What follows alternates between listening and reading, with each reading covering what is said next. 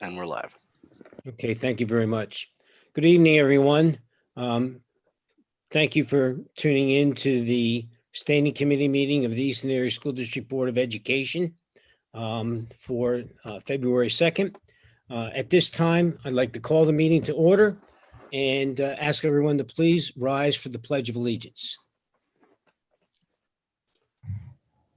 I pledge allegiance to the flag of the United States of America, and to to the republic for which it stands, one nation, under God, indivisible, liberty, justice for all.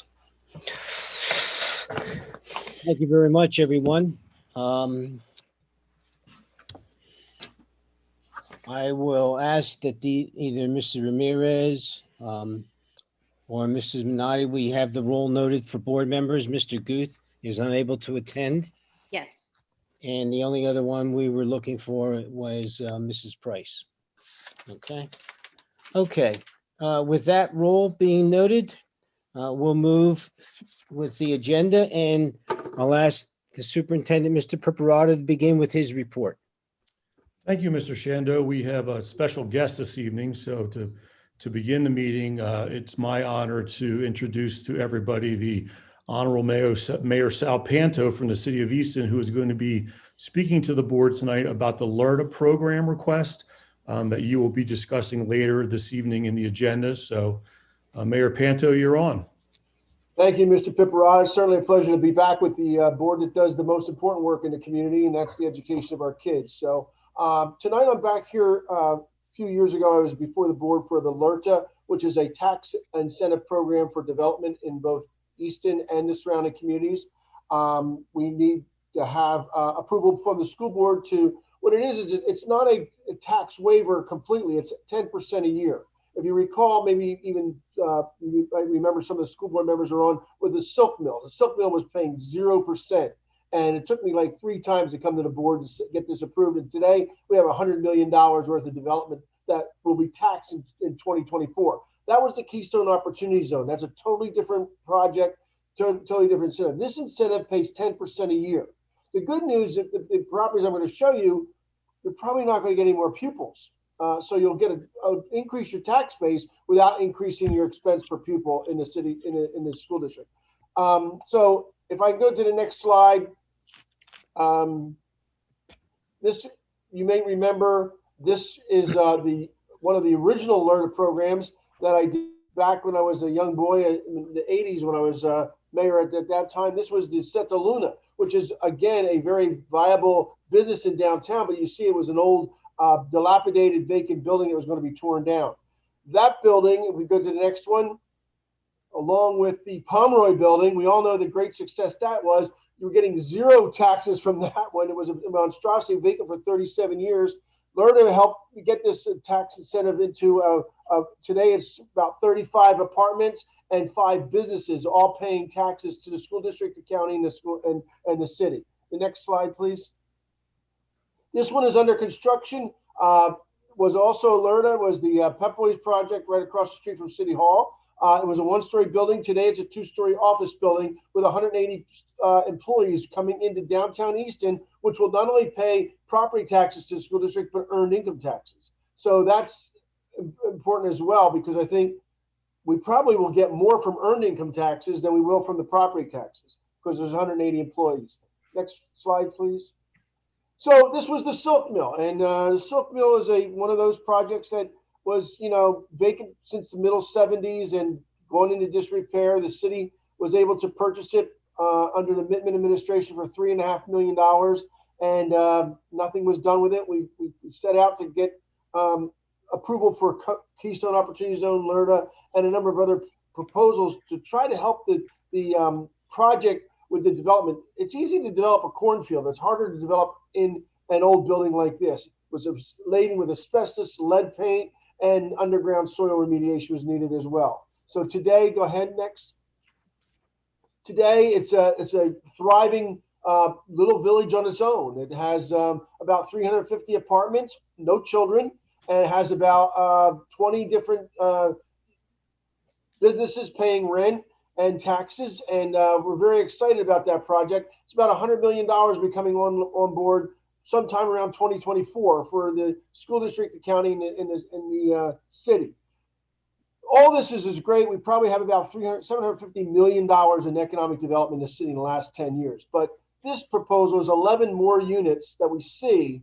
Instead of taking a broad brush and just painting a wide area like the city did back in before I got here, we picked the buildings that we think we could get developed and actually turn into profitable tax-paying entities for you and me, not just for the city, but for the school district and the county.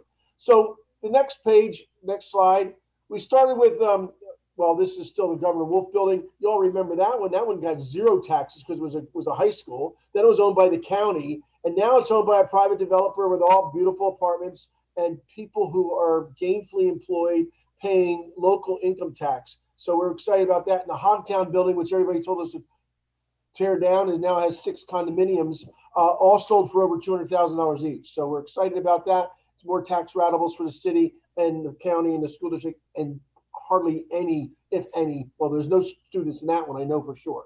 So the next one is properties that we've seen throughout the city that still need some help. The one on the first page, upper left-hand corner is 52 or 58 Center Square. It's empty. It has no floors. It needs help because it's just sitting there.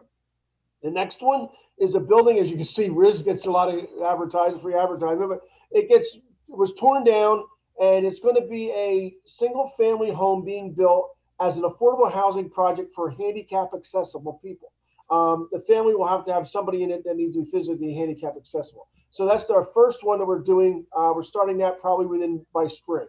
The one on the bottom right-hand corner is the old post-urban renewal public assistance building on Larry Holmes Drive. It's an underutilized parcel that we think we can get somebody to buy it, tear it down, and build maybe a 3 or 4 story building overlooking the 2 rivers and the waterfalls. Next, please.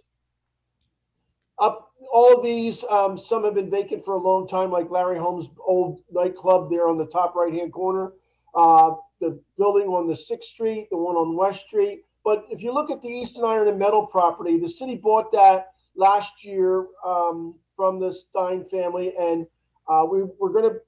it traverses both sides of Bushkill Drive. This is the north side. The south side of Bushkill Drive is going to be a park that's going to be an extension of the Carl Center Arch Trail. It's connected by a railroad trestle that we're going to make into a pedestrian bridge. This side we're going to develop and sell it. Once it's cleaned up this spring, we're going to sell it for future development. And again, it'll need some kind of incentive because obviously we'll do the environmental cleanup, but it's still building some kind of a property in the city of Easton that will be tax paying. Next one. Over on the south side, we have in the upper left-hand corner Harmony Press, which has left the city. That's a vacant building that needs, and we need some incentive, obviously, to get that energized again. Top right-hand corner is the former Fleas Club, which is a stable building in very good condition, but across from your Cheston School, the beautiful new school that you just built. It's absolutely gorgeous. Congratulations on that. But that property needs some incentive to help us maybe turn it into apartments, or I would love to make it a community center for the south side, but that's just not in the cards right now.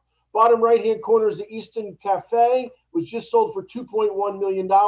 We would like that owner to really do something more with that building rather than just the way it is today. Next one. This is our last slide. I just want to show you our parking garage, which you're getting no taxes from right now. Neither are we. It's outlived its useful life. It's on terminal leave. It's really needs to come down. We plan on taking it down sometime in 2022 when our new garage on 4th Street is built. It'll replace this garage. This garage is an old post-tension steel building, which we spend somewhere between $250,000 and $300,000 a year to keep it safe for people to use. But we want to bring that's going to have to come down. In its place, we fully expect, we did do some RFPs a couple of years ago. We came back with some beautiful projects, a couple buildings on North 3rd Street with a parking garage behind them, very similar to what we did with City Hall, where we built City Hall on 3rd Street and a garage behind it. We see something happening like that could have as much of a $60 to $75 million price tag. So we're looking at a nice tax ratable for the school district, the county, and the city. So all these things considered, I sent you a packet with all these things available, any information. Right now, they have an assessed value of maybe $12 million collectively. All things considered, our market value once we develop these projects could be as much as $45 million. So you can see a fourfold increase in tax revenue to the school district, the county, and the city. This has been a very good project for the city, a very good tax incentive for the three municipal governmental entities to increase their tax ratables, because we all know the problems you have every year. We have the same constraints. The only way you raise money is either you grow your tax base or you raise your taxes on existing structure or existing people. So in Easton, we've been chosen to expand our tax base. You've done a very good job because your suburbs are expanding, but in the suburbs, when they're expanding, they're also giving you more kids. But here, we're going to be expanding our tax base and your tax base without too many children. I can't see any kids moving into these apartments. They're all 1 and 2 bedroom apartments. The 2 bedrooms are usually by people who work from home and are going to use their second bedroom as an office. So I'll gladly answer any questions if you have any. But Learn It is a program that's not only used in the city, it's been used out in Palmer Township at things like the Home Depot, et cetera. So remember when the Bethlehem Corporation used to be there, there's examples of Learn It throughout the county.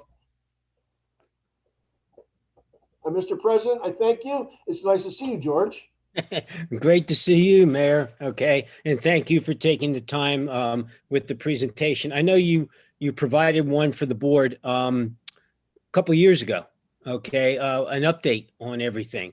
I mean, personally, I think it's a win-win for everybody, especially in a situation where the potential for these properties is to be redeveloped into meaningful properties that everyone can utilize, and at the same time begin to grow the tax revenue base.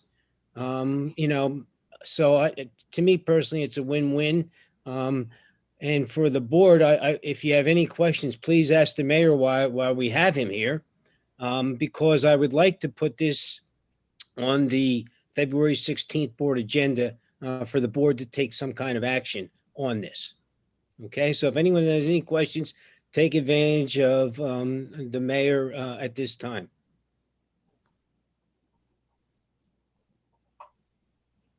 I don't have a question. I just wanted to also reiterate that this is definitely, I feel, a win-win. Also a win for the residents, not just of the city, but of the surrounding areas who come in and use all of our amenities here in the city. So thank you for taking the time to present these. It's nice to have a little peek at the properties that are getting some extra attention right now and to look forward to what they're going to become. I'm personally very excited about the rehab of those properties down on Bushkill Drive, the extension of the Carl Sterner Arts Trail, which is really a fabulous amenity. So thanks so much.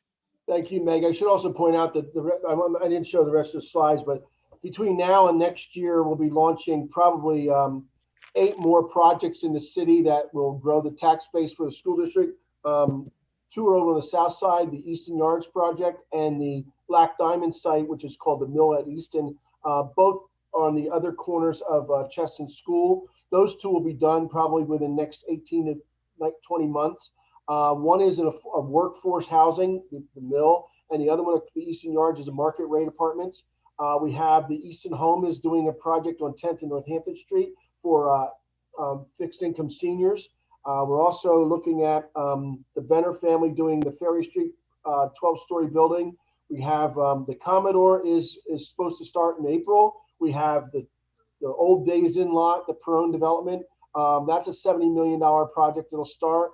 We also have the Seville, which is already under construction, which is where all of us who remember the Boyd Theater, that lot. So there's a lot going on in the city. We're growing our tax base, and hopefully it's going to help the school district as well. I have a question for the mayor. Sure, Bill. Mayor Panto, you mentioned tax revenue in 2024. Is that because there's some kind of like an incentive to waive taxes for a few years that don't kick in until a later date? Yeah, Bill, on a project the size of the silk mill, not on these, but on the silk mill, it was waived, all taxes are waived for 10 years or ending in December 23rd, 2023. This is the LERTA program, which each year, in this case, the parking garage that we're looking at doesn't pay any taxes. So the first year they wouldn't pay any taxes.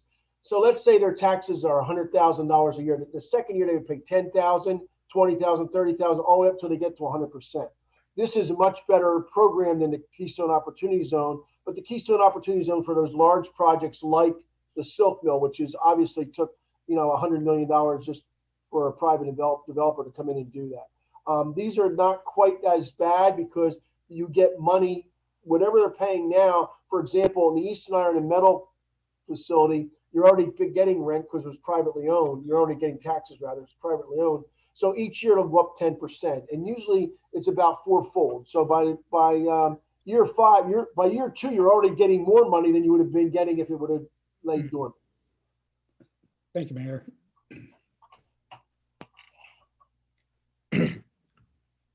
Is there anyone else for the mayor?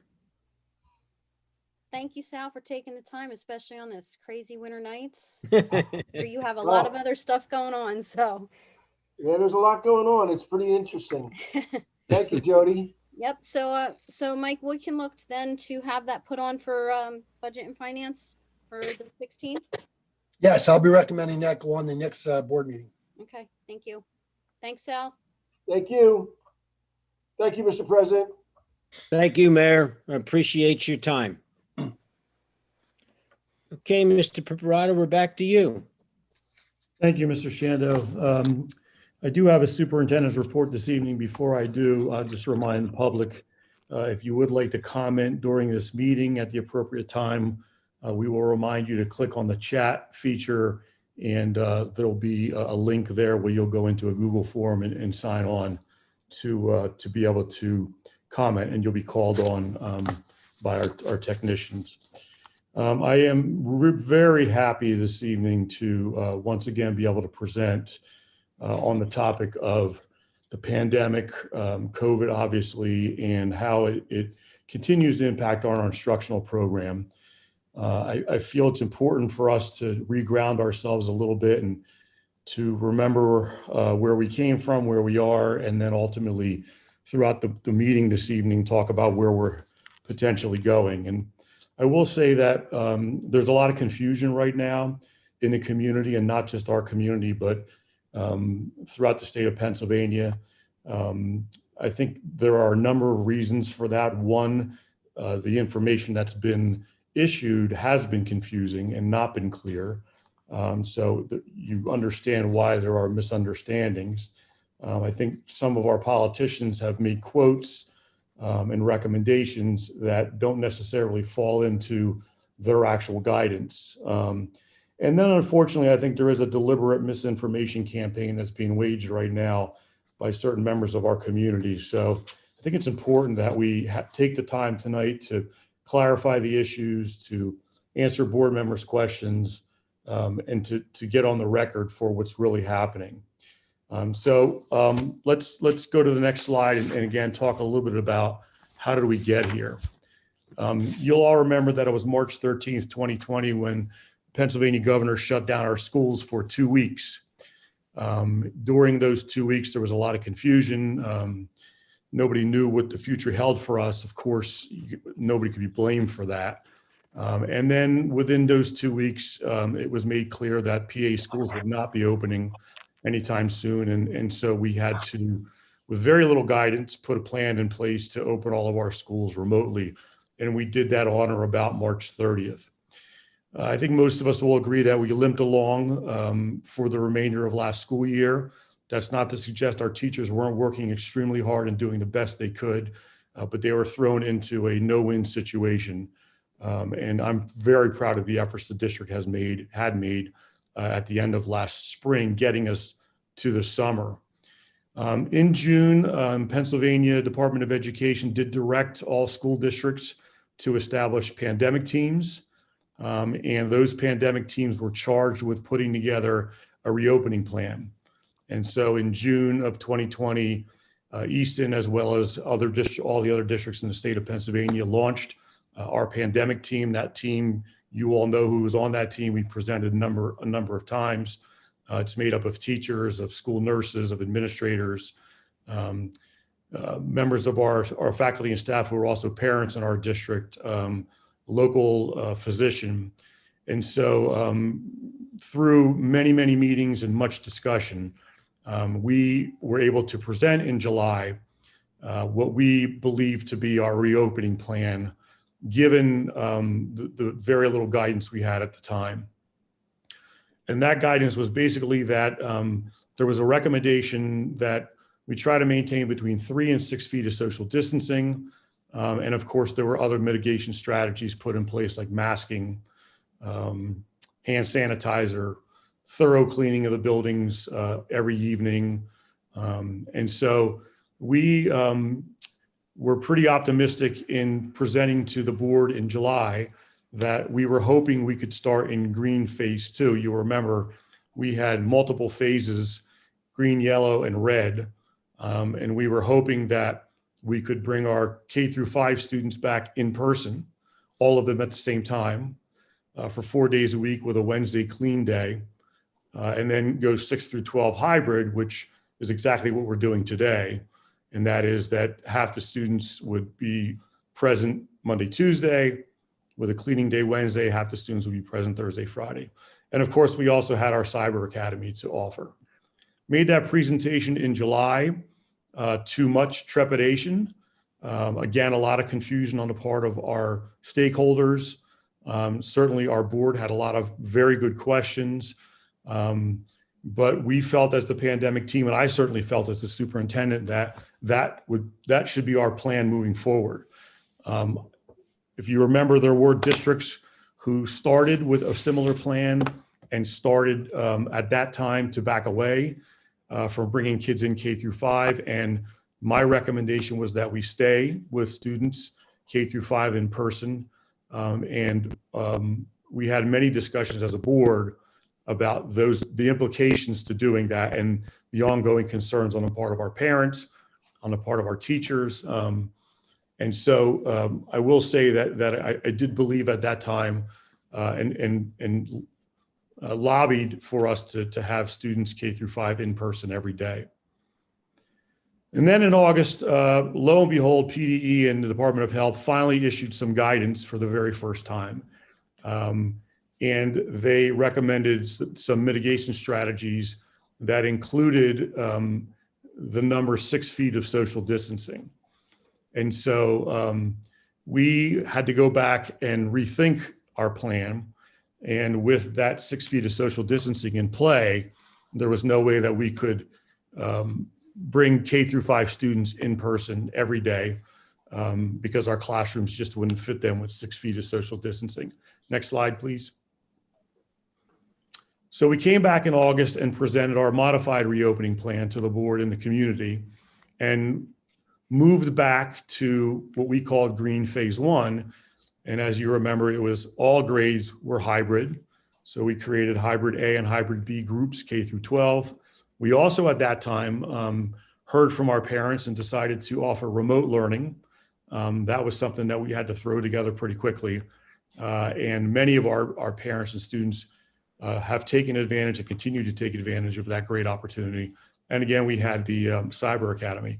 We also decided at that time to delay our school opening for a week to both provide some professional development to our teachers regarding asynchronous and synchronous instruction remotely, but also to really flesh out our plan and quite frankly, to let other schools open before us to see how things went for them. And again, we did keep in the Wednesday deep cleaning in the model. September through November, so we started school in September. Through the first several months, I'd say we certainly successfully operated in that hybrid/remote model. We did a great job of managing our cases as per the recommendations that came out from PDE and DOH, their guidance. We ended up doing our own contact tracing. Again, I don't think we can emphasize enough how difficult that's been on our school nurses. We were promised the Department of Health would do the contact tracing. They have not, they do not. That's a responsibility that falls squarely on the shoulders of our school nurses, who are champions for our students and our staff. Of course, we have continued to clean our buildings on Wednesdays. Students don't see each other between hybrid A and hybrid B, so we're keeping them separated. We have been able to successfully minimize any community spread. As a matter of fact, up until we broke for Christmas, and even after Christmas, we've not been able to identify any cases that there was community spread within the schools. That did change about a week ago. We were able to successfully contact trace and did find that there was some community spread from student to student wall in school. That was the first case since we opened in September.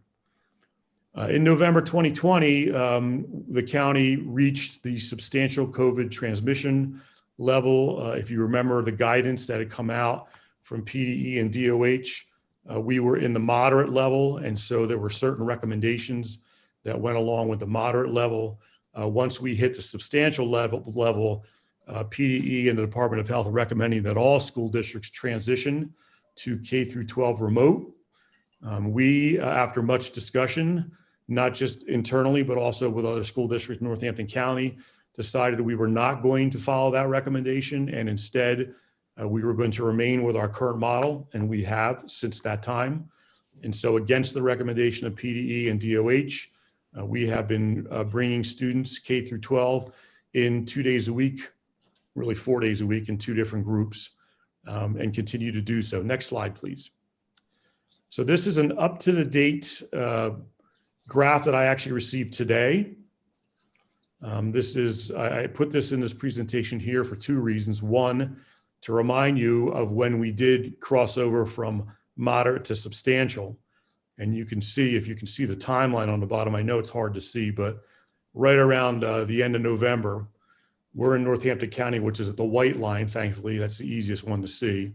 You can see we crossed over that threshold, the orange line that runs horizontal, and we left moderate and we moved into substantial. And that was the time that the recommendations came out that we should go to remote, and we again decided to operate against that recommendation. I also put this slide in here because it is up-to-the-date information, so everybody who's viewing this presentation can see where our current COVID cases are. And these are new cases per 100,000 in the last 7 days. Again, this data came out today. You can see at the far left of the graph when the pandemic hit. You can see we successfully mitigated over many months throughout the summer and into the beginning of the school year. And as predicted, once we got into the holidays, things started to get a little bit out of control. I also want to call attention to this graph because COVID has not gone away. We are still in the substantial range by great numbers, and we're not even close to coming it back down to moderate. So for whatever reason, some have decided that COVID is gone and that we can operate in a way that we haven't up to this point, and that safety may no longer be an issue, but this graph will show you that it is continuing to be an issue. You can see we did have a downward trend, and then there were some cases that weren't reported that had then been reported in the last few days that jacked us back up. So as I said at our last board meeting, which I think spurred a lot of the conversation within the community, we're not there yet. And for those people who are hoping we were there now, the numbers tell a different story. Doesn't mean that we won't be there soon, and it doesn't mean that we're not going to do everything in our power to get there. And by get there, I mean having our students back full time. But the data doesn't lie. And, we still are in a very delicate area where there's much contagious, the virus is much contagious at this time. And so we're going to continue to use that to inform our decision-making. Next slide, please. So when you saw that crossover of that threshold into substantial, the Department of Education, in conjunction with the governor and the Department of Health made the recommendation again for all school districts to go K through 12 remote. There was a lot of pushback across the state, including from those of us in Easton. And so they created what they called an attestation statement. And that attestation statement needed to be signed by any district that either was not operating in a full remote model, like us, Easton. Again, we disregarded the recommendation and decided to stay with hybrid, or anybody who violated the mitigation strategies. So I wrote on the slide, PA school districts not operating in full remote model were required to sign the attestation statement. And that was signed by myself and Mr. Shando. And we swore to and committed to following all of the recommended mitigation strategies. And I put recommended in quotes there because this was the time when recommended, even though the language continues to be recommended on the part of the governor, the Pennsylvania Department of Health, and PDE, it is no longer recommended. It is now a requirement. And the way it's a requirement is because, as you see in the next sentence, any district who either did not sign the attestation statement or violates the recommended mitigation strategies would be required to operate fully remote K through 12. So when we talk about 6 feet of social distancing, masking, cleaning, hand sanitizer, all those things that our nurses do, continuing to educate our community and our students, they're all mitigation strategies that are recommended that if we don't follow, the Pennsylvania Department of Education would then require us to go strictly remote K through 12. So no more hybrid, no more 2 days for hybrid A students in person with their students, no more 2 days of hybrid B students in person with their teachers, I should say. I'm sorry, I misspoke. That we would go fully remote K through 12. So for those in the community who insist that these are only recommendations, certainly in writing their recommendations, and I'll get to our conversations with the state in a little bit, but the reality is that these are requirements. So since that time, and all the way up through where we are today, we've got multiple meetings and conversations with the Pennsylvania Department of Ed, the Secretary of Health and the Department of Health, with the governor. And we even had meetings here through our board meetings with local health experts. And of course, that does sometimes result in conflicting advice. And I understand that. And so our job is to try to make the best sense of that as we can. I want to share with the board and with the community tonight that the governor does not meet with superintendents, which is a shame because there are only 500 school districts in the state of Pennsylvania. So I do think, we would all benefit if he would speak with us. And the Department of Health doesn't meet with superintendents. The Pennsylvania Department of Education does on occasion, but not many of us. And so the people they do meet with, though, are the executive directors of the IUs. And so we are part of IU 20. Mr. Chris Wolfel is our executive director. Chris meets with the superintendents in Northampton and Monroe County once a week. And Chris will discuss with us what he hears at those Pennsylvania Department of Education meetings. They call them the P meetings because it's not just PDE, it's all the Pennsylvania groups that they meet with. But also Chris is our voice, as all executive directors are when they go back to PDE, to either ask questions or to make strong recommendations from those of us who are running school districts and from our boards who expect us to advocate for that position. And I will tell you repeatedly since those conversations started, the one item that was has been made clear to us as recently as last Friday was that 6 feet means 6 feet. And that's not going to change anytime soon. And so if indeed we bring kids in with less than 6 feet of social distancing and PDE learns of it, meaning that somebody reports it, could be a community member, could be a teacher, could be a board member, they would then hold us accountable and force us to go remote K through 12 with no in-person instruction. Next slide, please. So this past January, the governor, PE, and the Department of Health recommended K through 5 could return to in-person instruction. I found the timing of this interesting, but it is what it is. I apologize for the indent there. But this simply all it did was confuse individuals and muddy the waters, because you have to keep in mind that up until that point, those three bodies, their recommendation was remote learning K through 12. We disregarded that recommendation and we went to hybrid learning, which is in-person instruction. So in January, the governor felt and his bureaucrats in PDE and DOH felt it was okay K through 5 to bring students back to in-person instruction. And they based this on science, which is great. Students up to the age of 10, we're told, are not as susceptible to the virus, and they also don't spread the virus at the same level as everyone else. Although there's been recent studies that suggest that's not true, but we'll base it on the older studies. And so it was made pretty clear by all of the bodies mentioned there that it was time to bring K through 5 students back. However, what they forgot to mention was that those students had to come back abiding by those recommendations. And so when they said to bring students back, they meant with all mitigation in place, including 6 feet of social distancing. Further complication came when the CDC recommended bringing students back to school. It's a great recommendation. However, the CDC doesn't control what Pennsylvania schools do. The Pennsylvania Department of Education, the governor, and the Department of Health do. President Biden himself has committed to bringing students back to school in 100 days.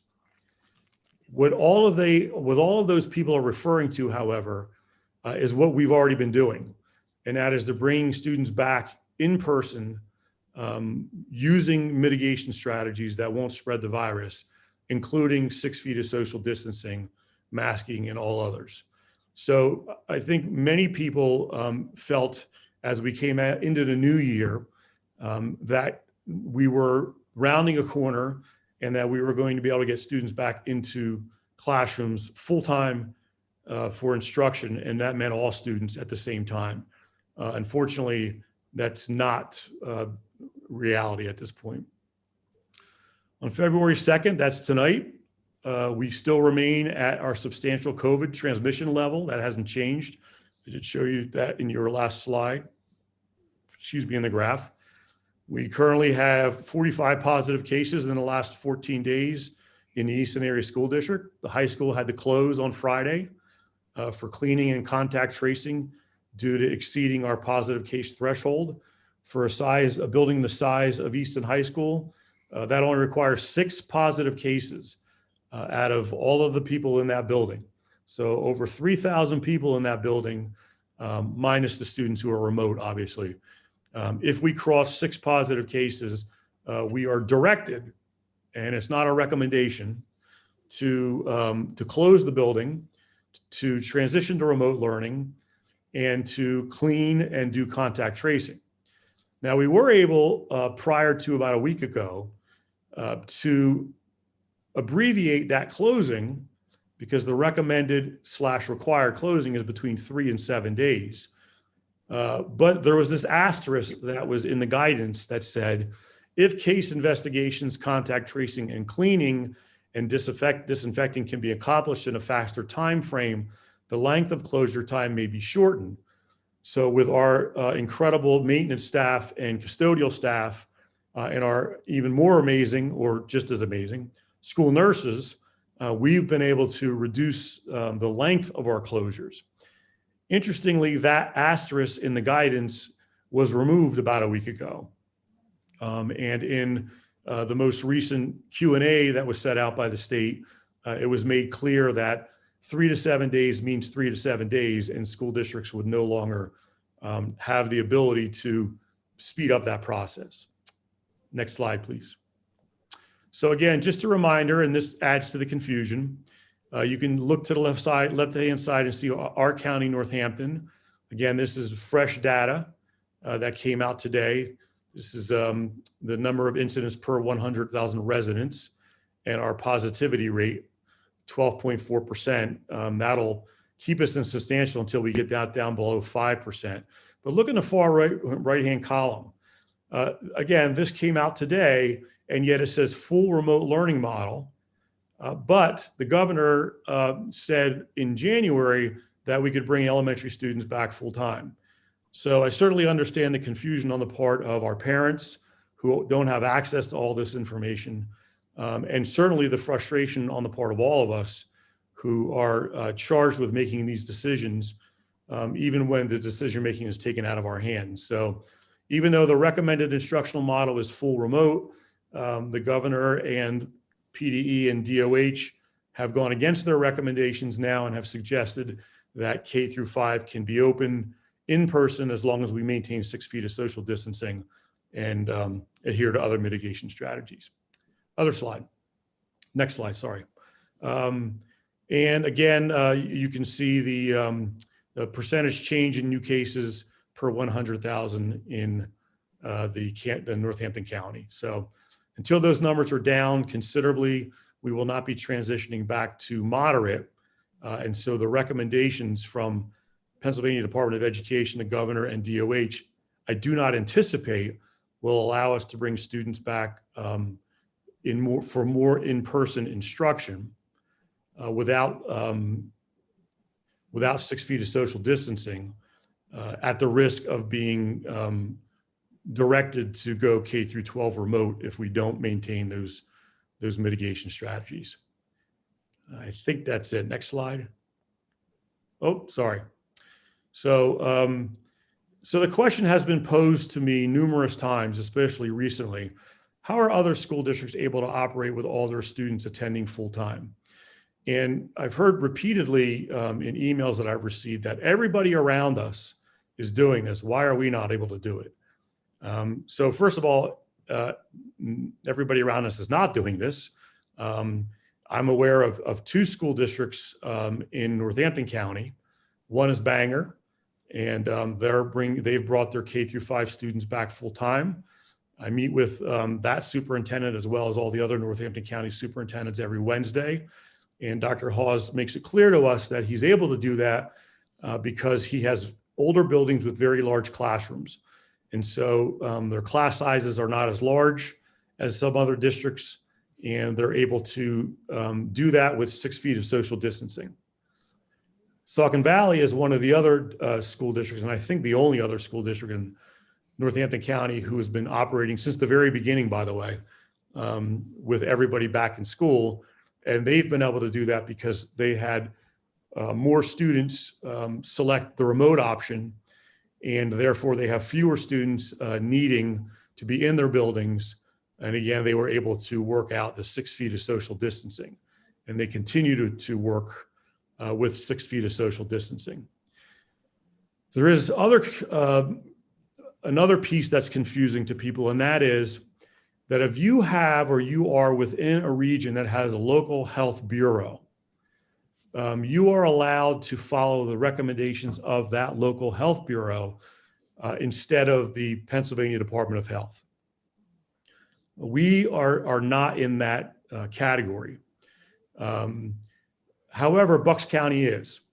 So there are a number of Bucks County school districts, many, and maybe all of them, who have, because of the direction they've received from their local Bucks County Health Department, has been able to maintain 3 feet of social distancing. And so when you talk to your friends or your neighbors or your relatives in Bucks County, it's true that there are other counties within the state of Pennsylvania who are not required to do what Easton is required to do. So does Northampton County have a local health bureau? We do not. And therefore, as I said, we're required to adhere to the guidelines and recommendations issued by the Pennsylvania Department of Health, and it's really coming from the Secretary of Health. And again, to repeat myself, what happens if we ignore those guidelines? So we would be in violation of our attestation statement, and that can result in PDE requiring our district to operate fully remote K through 12.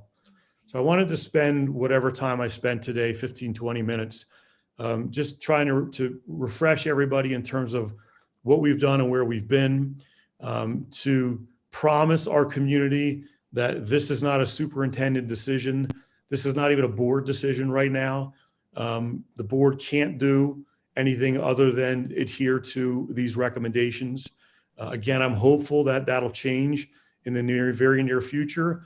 And I think this evening, through a presentation, we're gonna ask Mrs. Piazza to present to us. You'll see that we are planning for that occasion.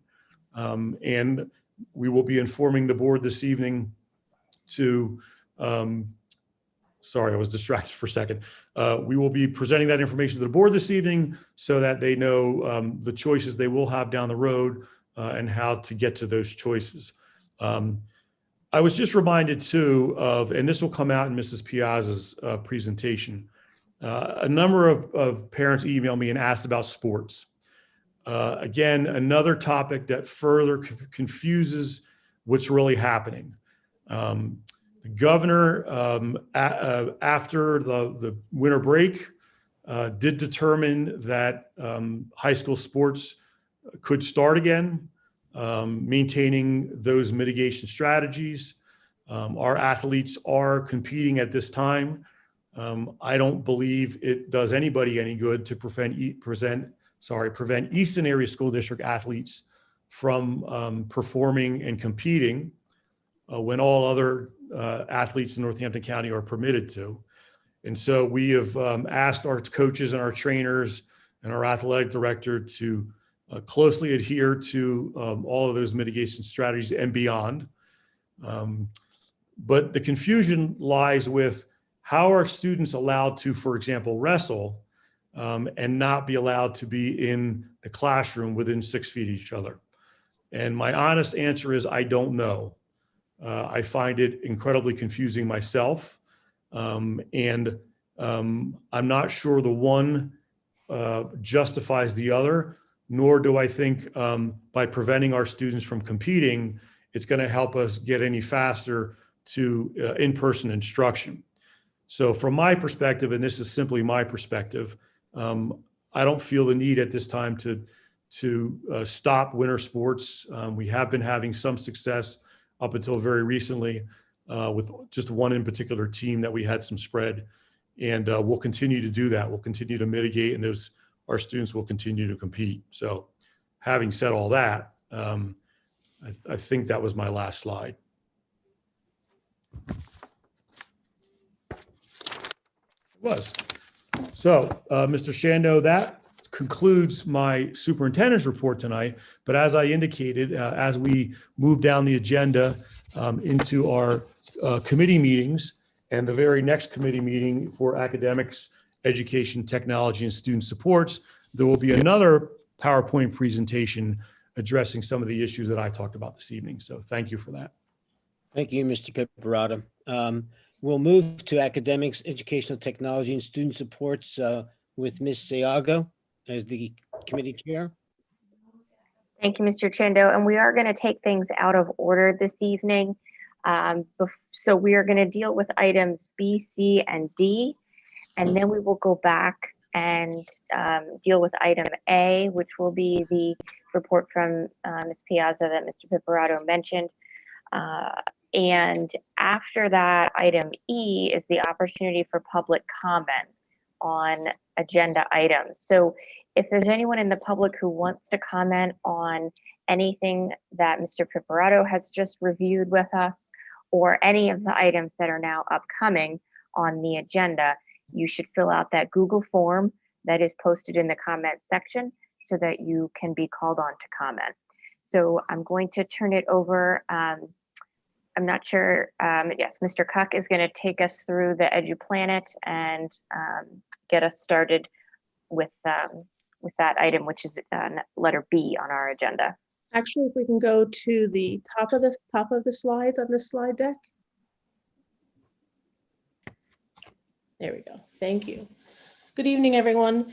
It's my pleasure to be able to present some information with you and have our CNI team also share some other information that is pertinent to the academic success of our students, and we are requesting the board permission or approval to move forward with several contracts that you'll hear about this evening. But before we start there, I do want to talk a little bit about our first bullet, which are learning options for next year.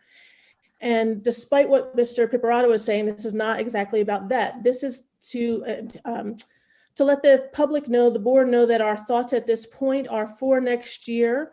We are going to offer 2 learning options. One will be our Easton Cyber Academy. The second will be our brick and mortar or our in-person education. That will yet be determined what that looks like, but those will be the 2 options. We are not looking to offer that third remote option next year. The second bullet there is related to the timeline for scheduling and choosing your learning path for next year. We are looking for our families to be able to have some conversations and then start making your academic choice. Starting in mid-February, we will be looking for final decisions come June 15th, meaning, are you going to go with the brick and mortar, whatever that looks like, or are you going to sign up for Easton Cyber Academy? We will need that information as quickly as possible so that we can plan accordingly for your children. And the third bullet that is there, I'm going to ask Mrs. McIntyre to jump in for a second. As you all know, this is Black American History Month. And while we fully believe that we should be celebrating all people, all people throughout the course of our year, not just during a specific month, we also do want to highlight some Black Americans who have contributed to our country, effectively. So Mrs. McIntyre, if you want to jump in for a second and present your information. Sure. Jamie Arntz and I decided that maybe throughout the month of February, we would, at the top of our, the pictures at the top of the website, which is called the slideshow, we have a new picture coming up each day. And each day we're going to focus on a different famous Black American, so that when you click on that picture, it'll take you to another website where you can read and learn a little bit more. So our first day was, let me just double check, Robert Abbott. And then today was Muhammad Ali, and we're going to feature different famous Black Americans all the way through the end of the month. And our goal is that our students can then use that as a resource. So I'll be doing some things with our elementary students where they're going to go in and create a stamp using technology on their iPads in Keynote, featuring a famous Black American. So this is going to help them with a little bit of information about different famous Black Americans, and also just general information for anybody who'd like to learn a little bit more. And so Jamie and I are working on that together, and Jamie's working on some other Black history projects at her level. Thank you. So we thought it was important to share that link with you this evening so that you can take advantage of that with your families as well, and certainly review the information that's there and talk with your children about what they may have learned in school. While this is one component of Black History Month that our teachers are celebrating with their students, each of our classrooms and schools have a myriad of projects that they are working on as well. And you'll see some of that presented to you through the course of the month in different slide decks that will be presented. You may go to the next slide, please. Okay, Mr. Cook. Good evening. Tonight, the curriculum instruction team is excited to recommend to you a partnership with a Pennsylvania-based company, EduPlanet 21. EduPlanet's digital curriculum platform is extremely intuitive. It'll allow us to put a bookend on our curriculum renewal cycle and allow us to move that process forward. The EduPlanet 21 is a digital curriculum platform that will allow our teachers to collaborate with one another. It'll allow them to build units of study collectively, and it'll allow us to improve our vertical articulation of curriculum K-12. The platform, as I mentioned, is extremely intuitive. It's an easy process for our teachers to get in, utilize that. And what's key to this is the anytime, anywhere nature of this cloud-based technology that allows our teachers to communicate and collaborate with one another as they're building our curriculum across the district. The platform will also be used to provide professional development in the UBD 2.0 process and also the template for curriculum. It has the ability to expand those curricular or those professional development options rather in the future.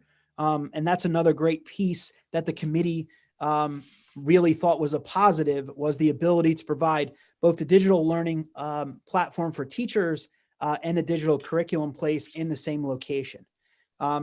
What's before you this evening to be approved later this month is a 3-year agreement with a phased approach.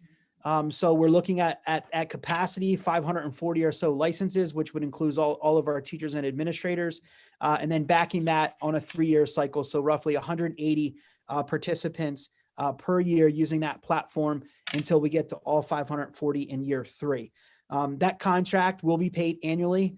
I did want to include all 3 of those, but we will just be, using that on a yearly basis. And as you can see, it scales up to year 3. After year 3, that will end up scaling back because the professional development will be taken care of at that point in time. The CI&I department intends on using grant funds to secure this partnership for the next 3 years. Thank you, Mr. Cook. You may go to the next slide, please. Okay, Mrs. Arntz, before she starts, I do want to share with you, she's going to be talking to you about our Zoom license, and we have upgraded that. And there are a number of reasons that we've done that. Part of that is because we have experienced some pretty significant inappropriate behavior by students or community who have gotten a hold of a link for a classroom and then really were quite disrespectful and egregious. And so part of the mitigation of that happening was us upgrading to the Zoom Enterprise license or the educational license. And Mrs. Arntz is going to speak to you a little bit about that. I also do want parents to know that as this license is activated and approved, that we will be expecting your students to engage with their cameras on at all times when they are synchronous with their teachers. Mrs. Arntz, you may take over. Thank you. Thank you, Ms. Piazza. Good evening. So, as Ms. Piazza stated, we were requesting a contract with Zoom for their enterprise license. And what this is going to offer is just some increased security for our online Zoom instruction. The students will be authenticating, which means they are going to have to log in using their Rover Kids accounts. And that way, teachers will be assured that every student coming into the class is actually their student. Their name will appear on the screen and they will not have the ability to change that. Also, they will not have the ability to connect to the meeting on any other device once they are logged in with their own. So it really is going to make these meetings much more secure for our students and our teachers. With that said, Zoom has been our meeting software of choice since the spring, as many teachers have become very comfortable with it and with the many features that it offers. So the upgrade is not only going to add to our security, but it's also going to allow for that continuity in instructional format for the remainder of the school year for our teachers and our students with minimal disruption to what they've already been using in the classroom. Thank you, Mrs. Arntz. You can go to the next slide, please. Okay, Mr. Cron is our supervisor of Cyber Academy, and so he is going to present the vision as we move forward into next year with Cyber School. Mr. Cron? Great, thank you. So as you guys remember in our December meeting, I did present to you a little bit of how the Cyber Academy needs to reinvent themselves moving forward to next year. One of those big pieces is that we really wanted to cut out the middlemen.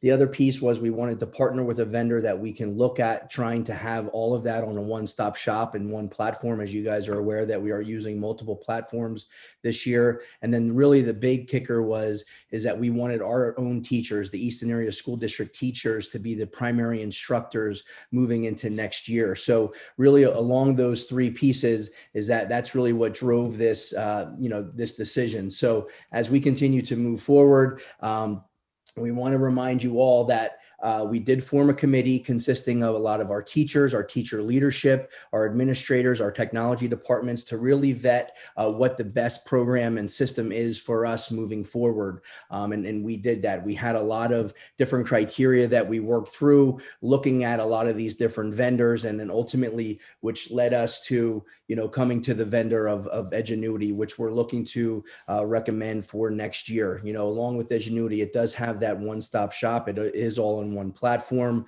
and ultimately, it's going to provide us with a lot of different, things that we need to be able to be successful in providing that instruction to all of our students. So looking at the curriculum across all the content areas, we're going to be able to offer credit recovery, summer school remediation, personalized learning options for all of our students as well. So that is really our big push. That is the direction that the committee is hoping that we can take. And there was a proposal that was included in your material. So there is a couple of things that I quickly want to go over within that proposal.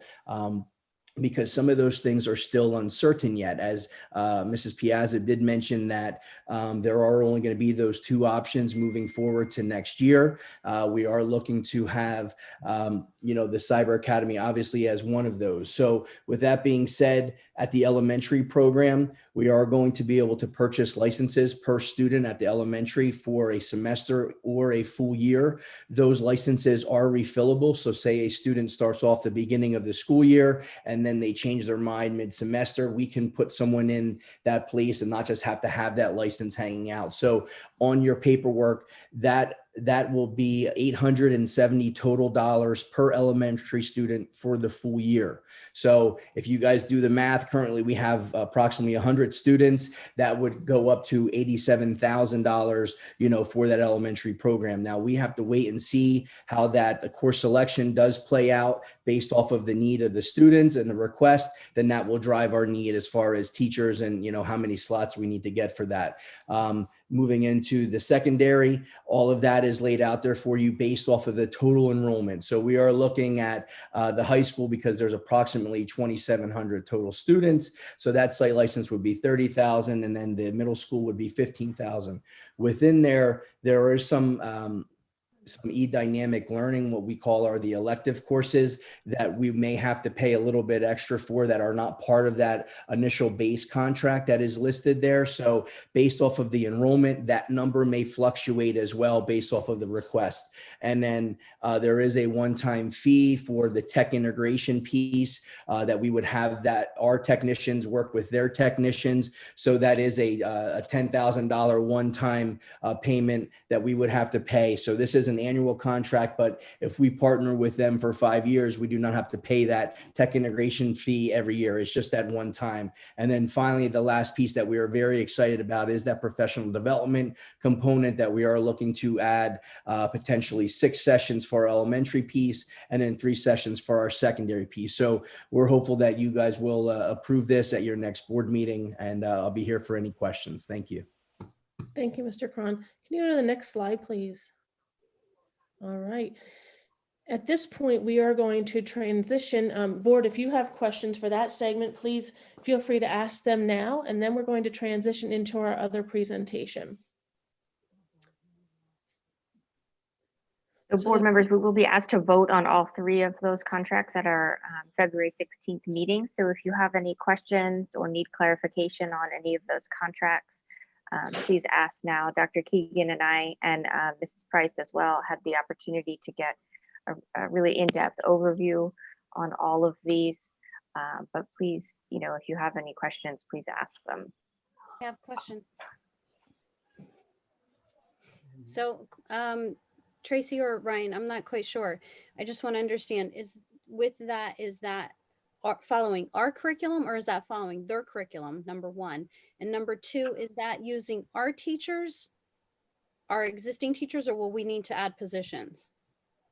That's a very good point, Tracy. I don't know if you want me to answer that, and if there's anything I missed. Go ahead, Mr. Kwan, if you're comfortable.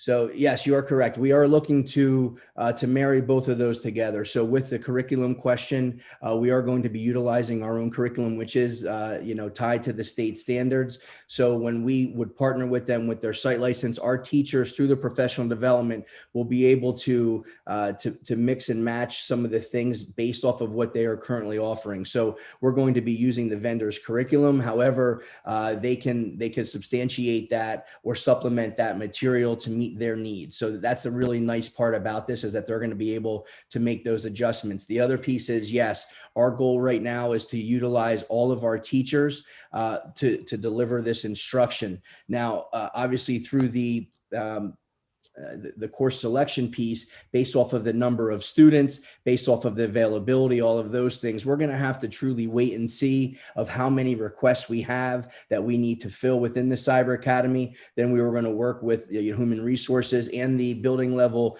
principals to work with, how they can, allot those certain times in their schedules. So hopefully I answered your question, Jody. So Jody, as we were selecting our vendors and having these conversations, one of the things that we thought was important was to select a vendor that had a solid curriculum built in, so that the first couple of years teachers are transitioning to teaching as a cyber teacher officially, that they did not have to learn all the new curriculum as well. They could use the vendor's curriculum and then supplement, as Ryan had said. Our goal really is, after the first couple of years, is to have that fully transition, that the teachers are using our Easton curriculum for the most part, but then taking advantage of Edgenuity curriculum as students may have a coursework that ties into their requested pathway that maybe we don't offer or have enough students interested in that subject area. That's a little bit down the road, but certainly as we navigate this, we want to be able to take full advantage of not only what our teachers' expertise has to offer, but then also the platform resources as well. The quote that Ryan spoke of, so obviously he gave you the figures, but we won't have an official quote until we know how many students are going to choose that pathway. One of the things our parents will need to be aware of is that, like traditional cyber school, this will be a predominantly asynchronous experience, but the big difference from what maybe we're experiencing this year is that our teachers will be teaching it. So therefore, there will be built-in time to be synchronous or to get that synchronous support. But predominantly it is an asynchronous platform or experience, because often, pre-pandemic, people choose Cyber Academy so that they have flexibility in their own learning schedule based on other things that are happening within their household or their personal lives. So just want to make that very clear for our parents as they are starting to consider which pathway they want next year. Are there any other questions? Yes. Are there other districts using this company? Yes, there are. There are multiple. So I could just name a few if that's okay. And really just to look at the appropriate demographics that would be similar to what we have here. So some of these may sound familiar: Allentown, Bangor, Bethlehem, East Stroudsburg, Northampton, Parkland, Pocono Mountain, Reading, School District of Philadelphia, Stroudsburg, and Wilson. So those are just to name a few. I can hold up the sheet here that, there are multiple. So really that was part of our vetting out process with our committee, and looking at, as I presented to you guys in September, or to the board in September, was that we didn't want to choose somebody that was just a new up and coming, trying to take advantage of, the pandemic and everything that the school districts were going through. Was we really wanted to have a proven company, and Edgenuity has been in business well over 20 years. They have a lot of other resources. You can just check out their website. It's a plethora of things. And really the other piece was, as we were looking for that support as well as that guidance when we were making this transition through next year. So we're very hopeful as far as the professional development to get our teachers, up to par and hitting the ground running, as well as we have that safety net, to work with the company as well, and some of these other school districts who I have been in contact with throughout this school year, even just bending their ear, so to speak. So we are very happy with what the job that they have done with these other school districts as well. And we're hopeful that we're going to be able to hit this and hit a home run as we start the next school year. Great. Thank you. one of the things that was important to us that this was, a joint venture that we have a partnership with the company that we're choosing. And to that end, we do have one of their reps online with us this evening if she needed to, clarify anything for the board.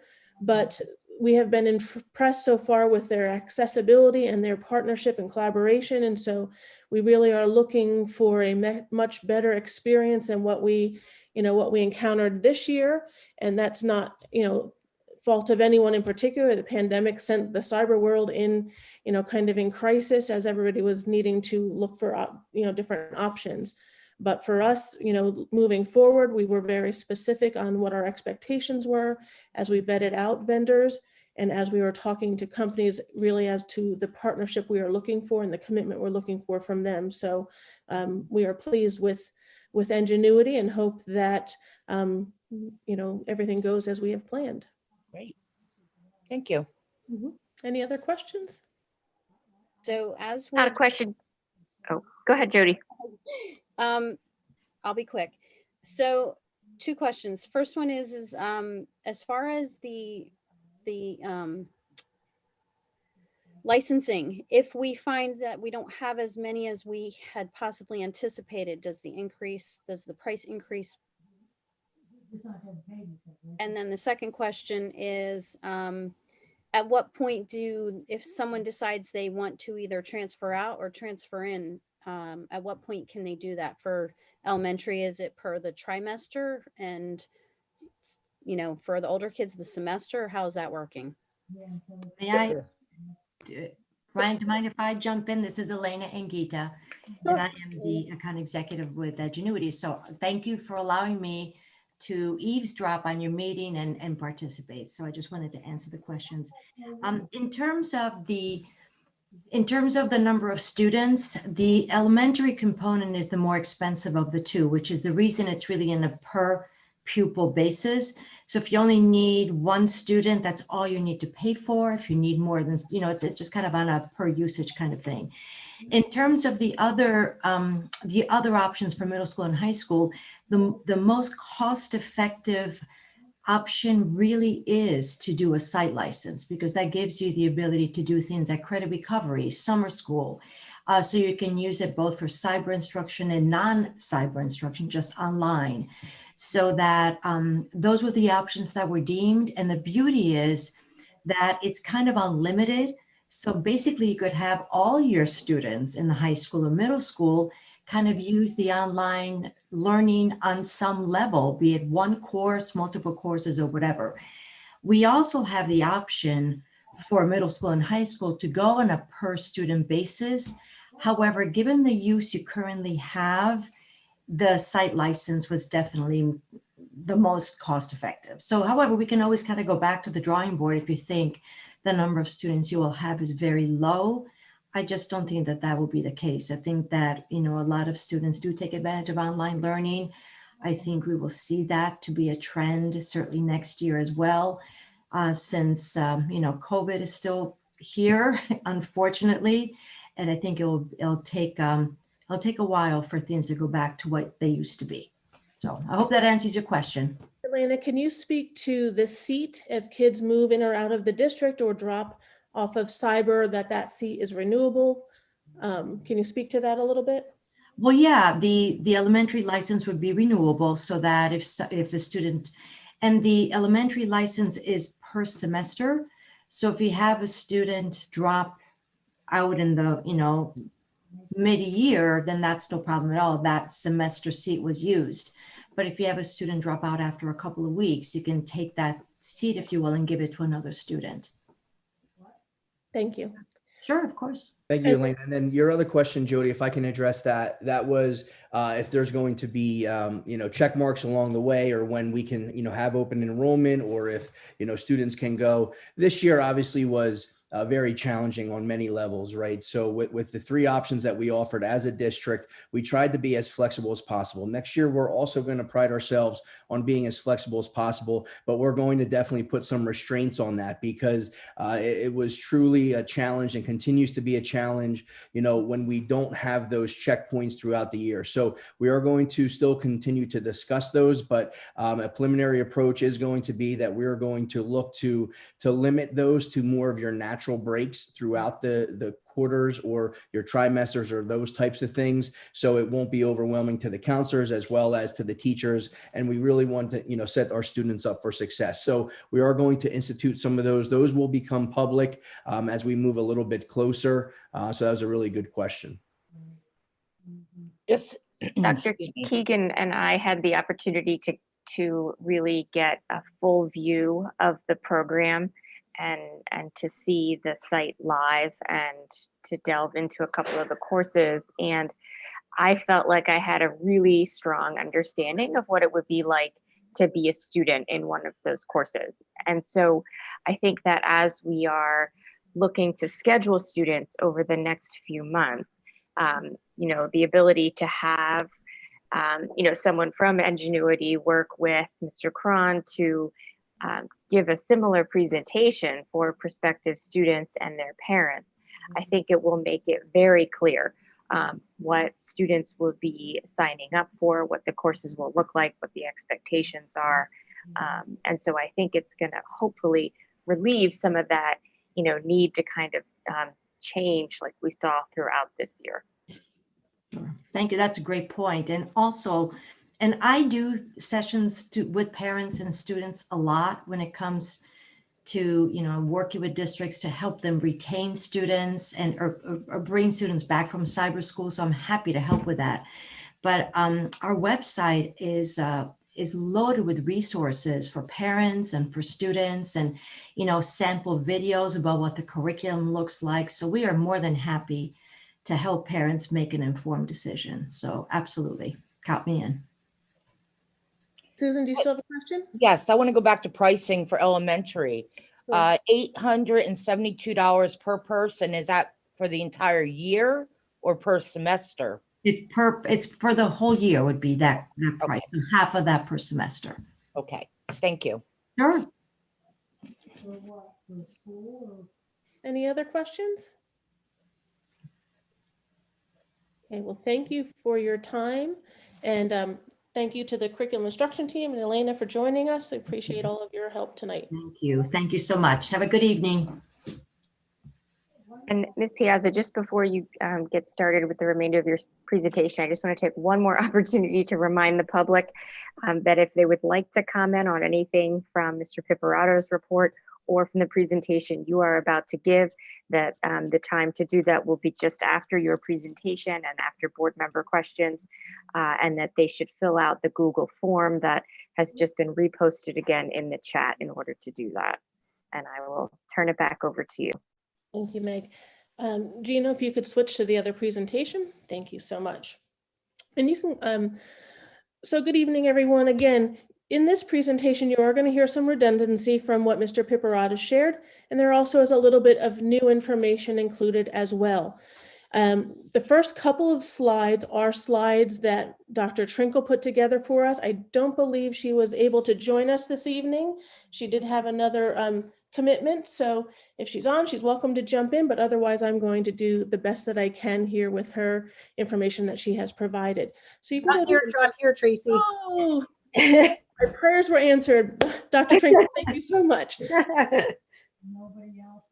So the first few slides, Karen will tell you when to switch, but this is information that she also was able to share with Meg and Ed, and I believe Michelle was still here for that portion of the presentation as well. But please jump in at the end if you have questions. We're happy to answer them. Thanks, Karen. Sure. Thank you, Ms. Piazza. The numbers that you see are just a snapshot of trends that we started to track from the beginning of November, which is kind of when COVID became a little bit more real for Easton. Right around the time of Halloween and shortly after that is when we started to really dig down and track the data to to collect the information about impact of student and staff quarantine in particular. We had always been tracking the data. We had just seen an uptick, just like the Commonwealth and just like Northampton and Lehigh County. So you'll see a snapshot on there of a variety of dates from all of our schools and the quarantine numbers for students and staff. And you can see the trends. You can absolutely see the trends starting to peak and rise around the time of that 2-week time frame after Halloween, when people were gathering, around the time after Thanksgiving, and then the first and second week in December, where you saw those peaks really hit. You see then two data point collections from our return after the 19th, and you can see those numbers significantly lower as a result, for a multitude of variables. Parent and guardian reporting information may have not occurred with the frequency because of our remote status. Nevertheless, our building administration and of course our nurses had done outstanding outreach to get the information from families as we became aware of that information. So that is just a snapshot of our trends, really, unfortunately, in line with the Northampton County. I can say that we're aligned with the county. It's not something that I want to be aligned with in this particular case, but we are. It is the representation of our community. So if you move to the next slide. Had some questions about what the 14-day window actually looks like. And we updated our website as well to include some of this information. So with some of the changes in the guidance from the state and the Department of Health and PDE, what they found was that, changing the guidelines and the way we could monitor the 14-day period of exposure and quarantine would help us hopefully keep our schools open for a longer period of time. They've called it the rolling 14-day window.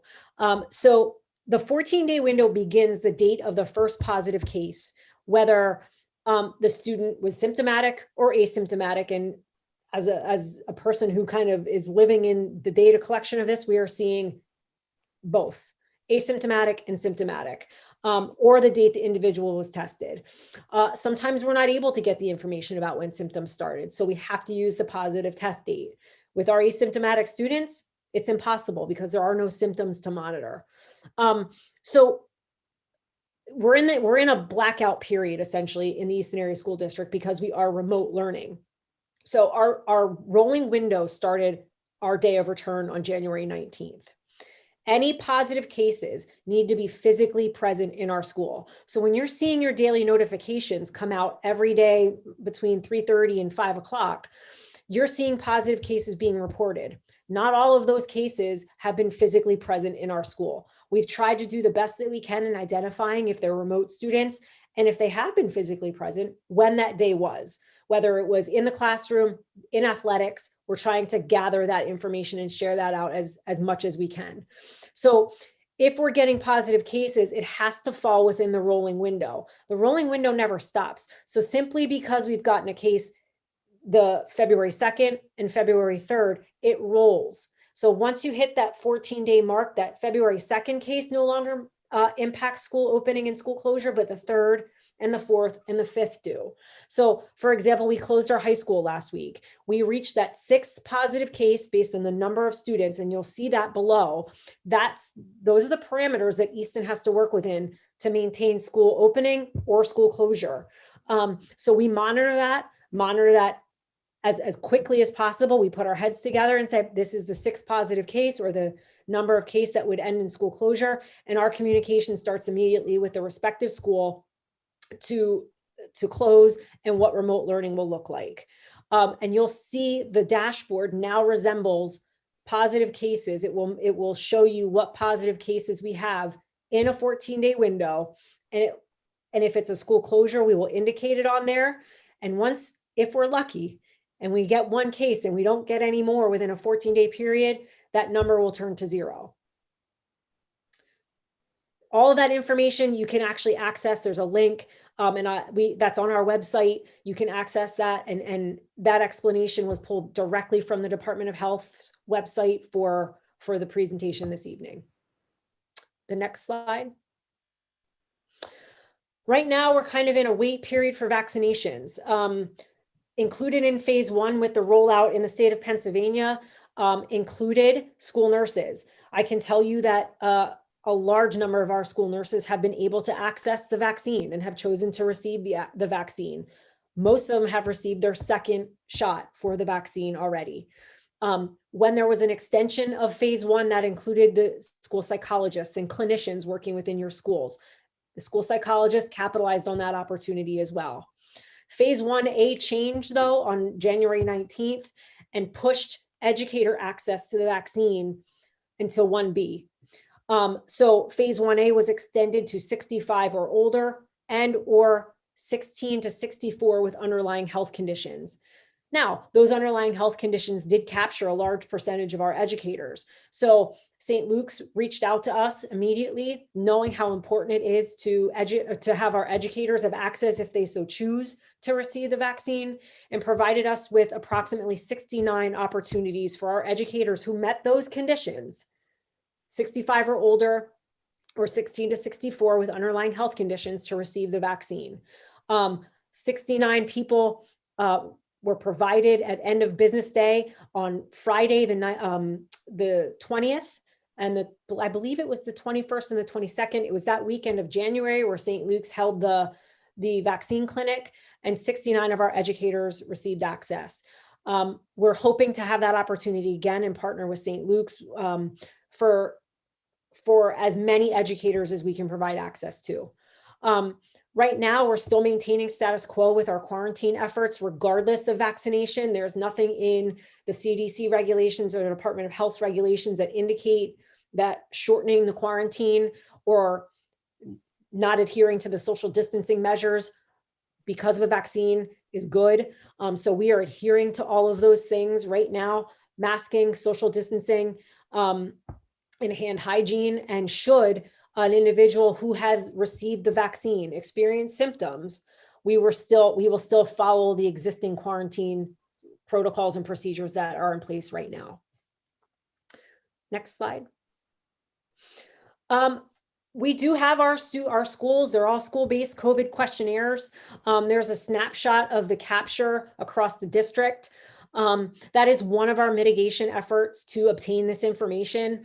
With or without gaining this information, our school nurses and building administrators are in constant communication with members of our community, constant communication. And this is all based on self-report, honesty, and accuracy of the information that we're getting. Immediately, we're communicating with the Department of Health upon receipt of a positive COVID-19 case. So I want to be cautious in using some of this data to make decisions because it is significantly underreported. The Department of Health is not communicating with the district first. The district is communicating with the Department of Health. That continues to impact our data collection. Our nurses find out, streamline it to DOH. It was communicated to us to happen the other way when the pandemic hit and schools reopened. Our nurses have adjusted, have been flexible, and have been outstanding. Their workload continues to be impacted. They are the point of contact for all notification. They are the source of data collection. But while mitigating all of these efforts for COVID-19, they're still continuing to provide the support to the students and staff in their buildings. We constantly meet. I meet with the nurses on a weekly basis to reassess and evaluate what we're doing and how we can do it better. And that includes how we can get more responses on the symptom monitoring and communication. And we have received an outstanding support from the building administration and central office as well, and our superintendent and assistant superintendents regarding this communication and outreach to the families. Next slide. Attestation obligations. This is an outline. Yeah, that was like, that wasn't part of mine. But go ahead if you want. Oh, no, all you, Tracy, all you. So thank you, Karen, very much for that. I do want to take this second to push a plug for our families to fill out that daily monitoring checklist that you have. It certainly provides our nurses with a little bit of information and relief as they continue to do the contact tracing. So if you're not currently filling out that form, we would greatly appreciate your efforts in doing so. All right, so moving to this next portion, this is some of the information that you've already heard from Mr. Piperata this evening. But the attestation is that document that superintendents were required to sign if they had any intentions of moving to in-person instruction, that being really the hybrid models, what they were recommending at that point in time. The superintendents had until had to sign that attestation if they were going to do anything other than full remote K to 12. If your community was insubstantial for a period of 2 weeks consecutive, we have obviously been insubstantial for quite some time consecutively. So our only option was to sign that letter. And with signing that letter, you are basically saying, again, redundant from Mr. Piperata had already mentioned, you are basically saying that you are going to choose not to be remote, as was suggested in the matrix for substantial, but you are going to provide some in-person instruction. And as you sign that, you are required to follow the mitigation recommendations that were in place. And those included masking, physical distancing, hand washing, and it also included the identification of COVID cases. There was a protocol put in place for that as well. You may go to the next slide, please. And I know Mr. Piperata covered this already. So if we have this attestation and we had to agree to those things, and how is it that we can have athletes, on the courts or in the fields, whatever the case may be. I specifically honed in here on indoor, since we are in the winter and because that's where the more restrictive pieces are. As Mr. Piperata mentioned earlier, the rationale from the state level may not be something that's easy to understand, or even that we all agree with, but that opportunity was presented and allowed for by the by the state. And so with that, however, there are still rules that we have to follow if we're going to allow for athletics to happen. And those include, very similar to what the academic part of the attestation is, they have all spectators, all athletes, anyone entering the event needs to be masked, needs to stay social distance. And certainly there was recommendations for hand washing stations throughout the facility, and recommendations for how we have people enter and exit the venue, so that, again, you're mitigating that close contact. You may go to the next one. So from there, I'm going to slide into a little bit of information about our district. This presentation will be linked to the agenda tomorrow. And when you have the opportunity to see it, you will see that our schools will be linked for you as well. And when you click that link, it will take you out to the precise square footage of every classroom, every educational space within our schools. I'm not going to go through that piece of it today with you, but I did summarize, and these are estimated averages. They're not exact, because we have some spaces in our learning environments that might be as small as 300 square feet, and others that might be up to 21 square feet. So, as I looked at the data, quick honing, and I came with what the average appeared to be. I may be off by a couple of percentages here or there. But on average, Cheston Schools classroom sizes are about 674 square feet, which at a 6 feet distancing would allow for about 14 people. This would include both students and adults that would need to be entering that classroom. I did include in this presentation what our capacities are if we move to 3 feet. That right now is not an option for our district, but we are hoping that when the opportunity opens itself, that 3 feet would be that more reasonable stage that the state would recommend or allow us to move towards. So at that 3 feet, Cheston could then put approximately 24 people into a classroom at a time. Forks is at 726 square feet on average, with 15 people at 6 feet or 26 at 3 feet. March square footage is generally 609, 13 people or 22.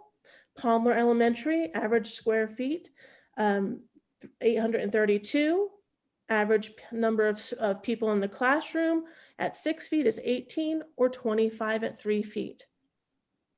Paxenosa, square footage 432, on average 13 people at 6 feet or 20 at 3. Shawnee, on average 700 square feet, 13 and 17 respectively.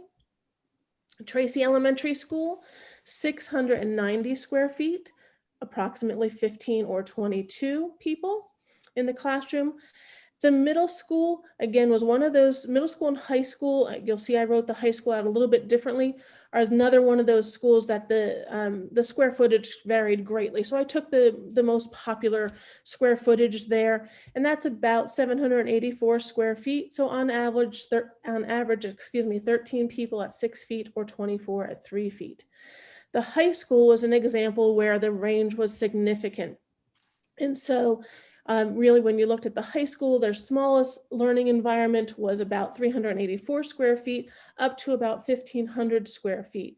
And therefore, their capacity range from 8 people at the lower end to 22 at 6 feet of distancing. So on an average, 14 would be their basic average. Or at 3 feet, you were looking at a spread of 12 to 24 with an average around 18. You can go to the next slide, please. Okay, I know this print is a little bit small. I am going to go through some of this information for you, however. So what this chart is every one of our schools, and you will see that the middle school and high school looks different than the elementaries by virtue of their teaching practices in terms of shared staff. But at the elementary levels, you will see that what I have broken down here is how many staff would we need to add if we were choosing to bring additional kids back or bring kids back for that 4 or 5 day full in person. And so I'm going to summarize this chart so that you don't have to hear me read every single one. But in general, at Cheston School, regardless of the grade level K through 5, if we were going to bring all of those students back and maintain 6 feet, we would need to hire a teacher at every grade level. And that would then require us to add 6 teachers. Forks School, there were a couple grade levels that did not require us to add additional teacher. However, it did require us to remix or move teachers from their current classroom teacher into another classroom. And they would require 2 additional teachers beyond that move. March Elementary School is another one that not every grade level required another teacher. March is also a school that we've also had to add a teacher already this year and have another one currently pending. But with all of that, they would need to add an additional 3 teachers if we came back at 6 feet for K to 5.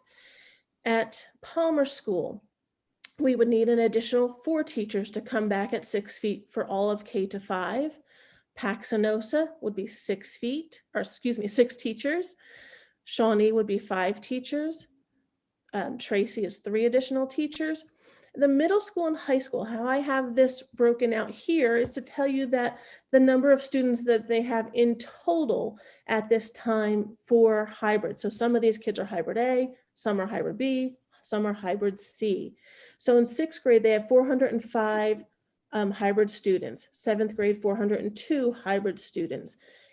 8th grade, they have 431 hybrid students. So when I talked to the principals at these next 2 schools, it was a little bit more challenging. It's not as clear and clean cut as the elementary because you have 1 teacher per student. They stay there all day. At the middle and high school levels, our students are on that period schedule, and therefore they see multiple teachers throughout the day. And some of those teachers teach multiple grade levels.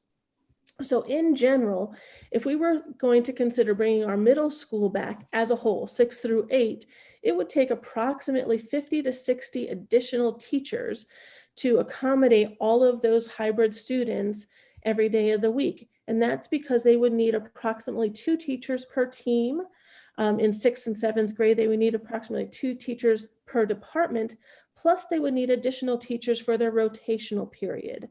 And so again, you can see that that would be a considerable amount of additional staff At the high school, I calculated it about the same, thanks to, again, our building principals for this information, and probably our custodial staff who I'm sure did the square footage for me. So I want to thank all of them. At the high school, for our 9th grade, there are 448 hybrid students in total, A, B, and C, 378 in 10th grade, 351 in 11th grade, and 425 in 12th grade. And again, because of the way staffing happens there, they would need approximately 130 additional teachers to bring those students back 5 days a week or 4 days a week if we kept a Wednesday cleaning session. Now, what is very critical for me to share with you is, as I'm talking about these numbers, I am really talking about bringing only the students who are in hybrid currently. This does not even include if parents from remote wanted to come or cyber parents wanted to come. And quite frankly, that would not be a viable option right this minute without us really thinking about how would we do that? Would there be some sort of protocol in place for how we fill additional slots should they be available? You may go to the next slide, please. So then I took it and broke it down a little bit further, because really the discussions that we've been having are how do we scaffold students back to school? We know for certain that we will not be able to bring back all of K through 12 hybrid students at one time. We know for certain that the recommendations from the Department of Ed, Department of Health really apply to our elementary students. And in most cases, we are talking about our K-2 or K-3 students. How do we scaffold the children back? But if you take a look at this chart, you'll see across all 7 of our elementary schools, if we were going to bring just grade K back, we would need 4 additional teachers. If we were going to bring just grade 1, we would need 4 additional teachers. If we were going to bring back just grade 2, we would need 4 additional teachers. If we wanted to bring back, again, just the current students who are in hybrid for K-2 through K through 2, we would need 12 additional teachers to make that happen at the distance of 6 feet. And then obviously you could look at the rest of the chart. If we wanted to bring back 3rd grade, 6 additional teachers, 4th grade, 4 additional teachers, 5th grade, 7 additional teachers. So if we wanted to bring back the entire elementary K-5, we would need to hire long-term substitutes, 29 of them, to be able to accomplish that. So in addition to that staffing challenge, you can see that there also then will be a space issue. We certainly do not have an additional 29 classrooms across our elementary buildings. So then you need to start to be creative and think about, do we have all of our secondary students in full remote so that we can access their classrooms to bring our numbers down to the required level of numbers? We certainly want to look at the time that we are permitted, look at bringing our students back. We all know that has been our goal. We all know that that is the best educational option for our students, both from an academic standpoint, but certainly from a social, emotional health, well-being standpoint as well. And that is our goal, but you will see that there are some challenges that we'll face as we do that, and it may have to be really a scaffolded approach in order to accomplish that goal. The other piece of information I will share in general, when we would post typically for an elementary teacher, somebody, is going out on leave or we're hiring in the summer, it was not unusual to have 200 applicants, 190 applicants. Right now I have a posting up, thank you to Dr. Burris, that we are looking for that teacher that I said is pending for March Elementary School. Last time I looked at that, which was midweek last week, there were only 2 applicants for that. We posted earlier in the year for the same reason. We anticipated needing some additional teachers for our hybrid students to allow kids to be back in the building. And I believe on that posting, there were only 6 applicants. And so you can see that it is going to be a challenge for us to obtain the required teachers to be able to make these efforts work. Although that is still our goal and we continue to plan for that eventuality. Next slide, please. And again, knowing that 3 feet right this minute is not an option, I did want to include that because that tends to be the other number that is spoken about. Can we just bring kids back at 3 feet? At the elementary level, We, in most cases, we would not need to hire additional teachers. We would be able, in all schools with the exception of Shawnee, be able to accomplish that with the students who are in hybrid, again, not adding additional students in. But on this chart, you will notice that there are a few asterisks that are there. Those asterisks are there because in those particular schools at that grade level, there, if we brought kids back at 3 feet, there would be open slots to get to that capacity number. So then we could start talking about, are there other students that may want to make that choice, or that we want to prioritize that choice for a myriad of reasons. But right now it would take 3 additional teachers. At the middle school and high school, and I apologize, I see on this slide, I didn't change these numbers, but obviously it would be about half of what I said at 6 feet. So at the middle school, we would need 25 to 30 teachers to accomplish that. And at the high school, about 65 teachers. And I will fix that before I attach it to the board agenda. Next slide, Pete, please. And so this slide again goes through that same exercise I went through before. If we wanted to bring back our kindergarten and so on and so forth, you can see kindergarten, we do not need additional teachers at 3 feet, nor do we at first grade or at 5th grade. However, at 2nd, 3rd, and 4th, we would need 1 additional teacher. And again, so if we wanted to bring back K through 2, we would need 1 teacher to accomplish that at 3 feet. If we wanted to bring back K through 5, we would need 3 teachers to accomplish that at 3 feet. And if we wanted to bring back the high school or the middle school, you're talking about 25 to 30 or approximately 60 additional staff to accomplish that even at 3 feet. Next slide, please. So we also talked about, certainly internally, and suggestions that have come via email or phone calls that we've had with parents and community members, Are there additional ways to, even if we can't get to that full in-person, are there ways to garnish additional in-person time? The main option there would be to talk about Wednesdays. That does not come without its challenges, but it certainly is a viable opportunity that we can talk about with the school board and provide additional information.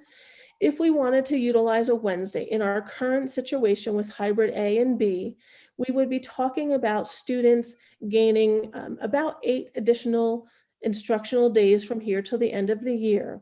Certainly a benefit there is more contact with their teachers, more contact with their friends, access to some specific supplies that they may need for a project, whether that be in their library art music type classes, phys ed classes, or within their regular curriculum. But there are obstacles there as well. Certainly those obstacles are that it would change students' schedule, so that something parents would need to consider and be able to work on. It would also change the routines our teachers currently have in terms of their teaching routines, but also their preparation routines and being prepared to conduct business as they are now, which is in most cases a blended model of they have kids in their classrooms for their hybrid A, for example, but their hybrid B students are still getting that some synchronous and asynchronous instruction. So those are, some of the things to consider as we talk about, can we layer in a Wednesday? And we're certainly open to that conversation. But as I said, there are certainly pros and cons that come with that conversation. It will take some careful consideration, as there are additional pieces that I did not include in this slide that need to be considered there as well. And I believe that was my last slide, but you can switch to the next one just to make certain. Yes. So any questions from the board at this time? I'm happy to try to entertain them, or my colleagues can certainly jump in with feedback as well.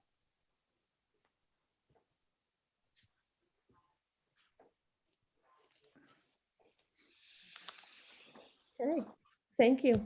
Appreciate your time this evening for this presentation. We look forward to continuing the dialogue as our opportunities unfold for us. Thank you very much, Tracy and Karen, for that presentation, and for everyone who helped gather the information and continues to gather all the data that we need to look at these various options. So that concludes the academics committee report. We are going to move to public comment. Gino, when you're looking at the list, I filled out the form myself just to make sure it was working, so you can cross me off for public comment. But I just had someone suggest that maybe the form wasn't working. If that was the case for you, please just try to refresh to be sure that you can fill that out. So Gino, do we have anyone else from the public who would like to comment at this time? We do. We have Bonnie McCarthy.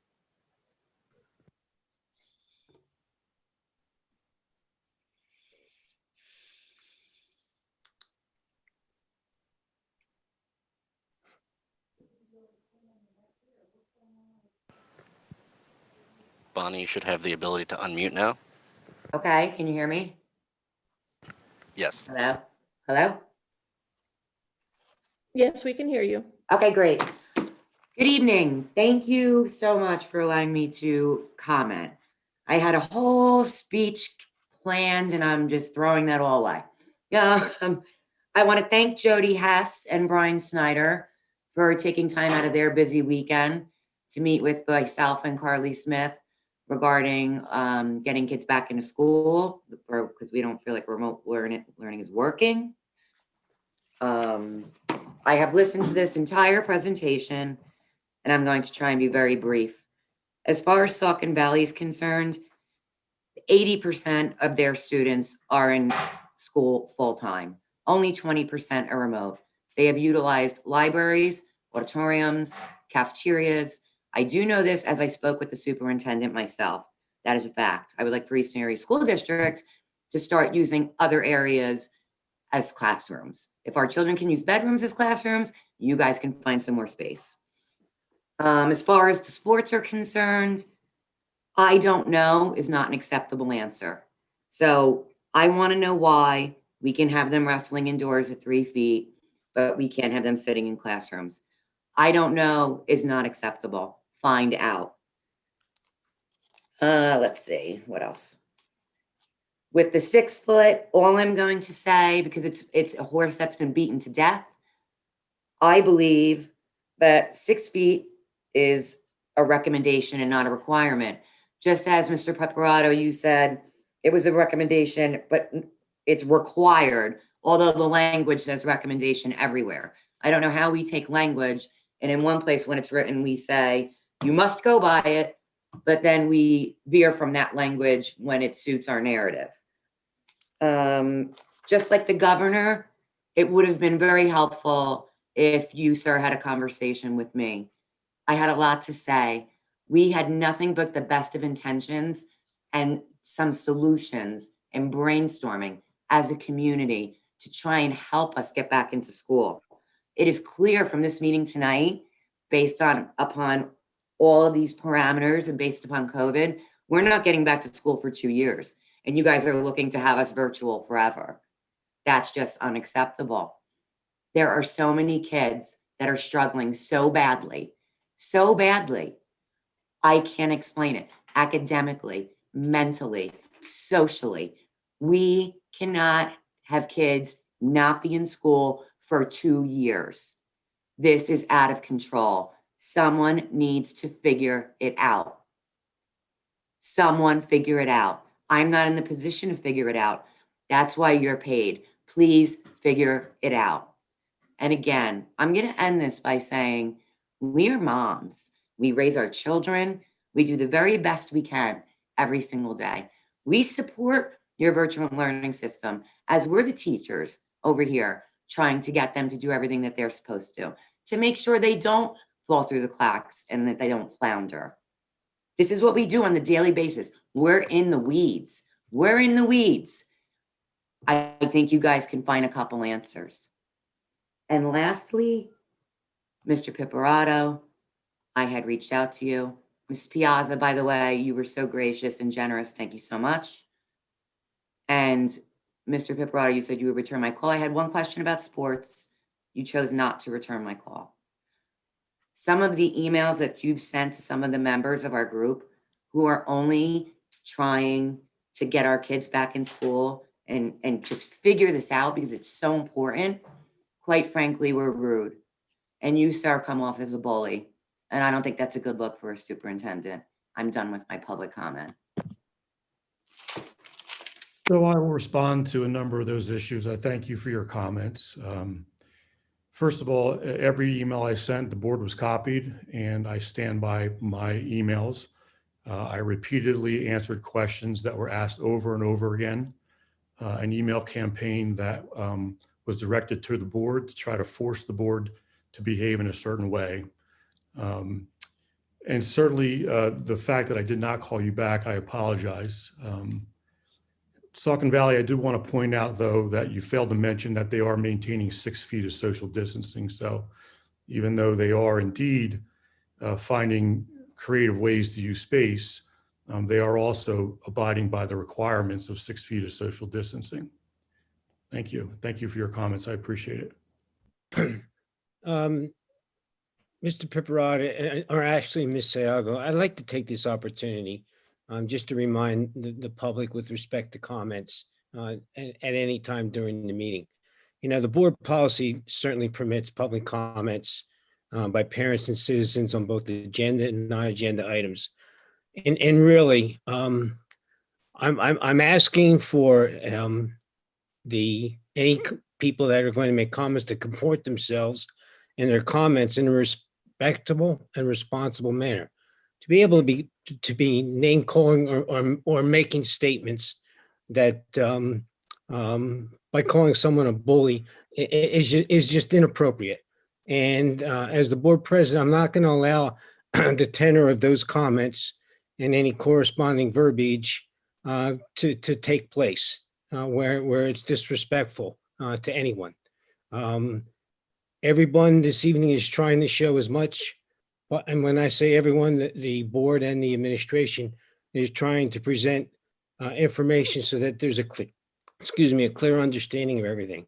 And it's done with the best intentions, as well as it's being done in a very civil manner. And I would just remind everybody to keep those things in mind. Thank you, Ms. Sayago. You can continue.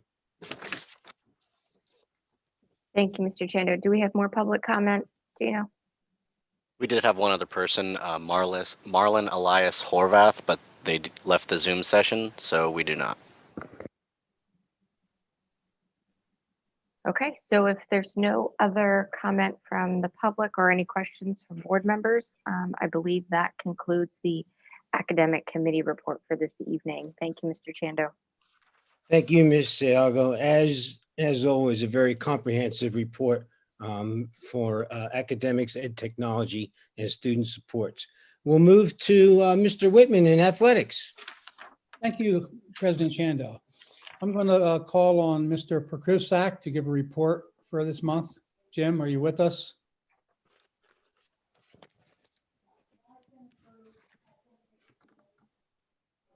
I am here. I believe I am unmuted now. Can you hear me, Bill? Yes, I can. Thank you, Jim. Okay, so Gino, if we can go to the first slide, please. Just an informational update on some things. It's that budget time. We're looking at some of our facilities, some long-term items coming up that we briefly discussed and to put into our plans. The high school main gym scoreboards are well over 20 years old.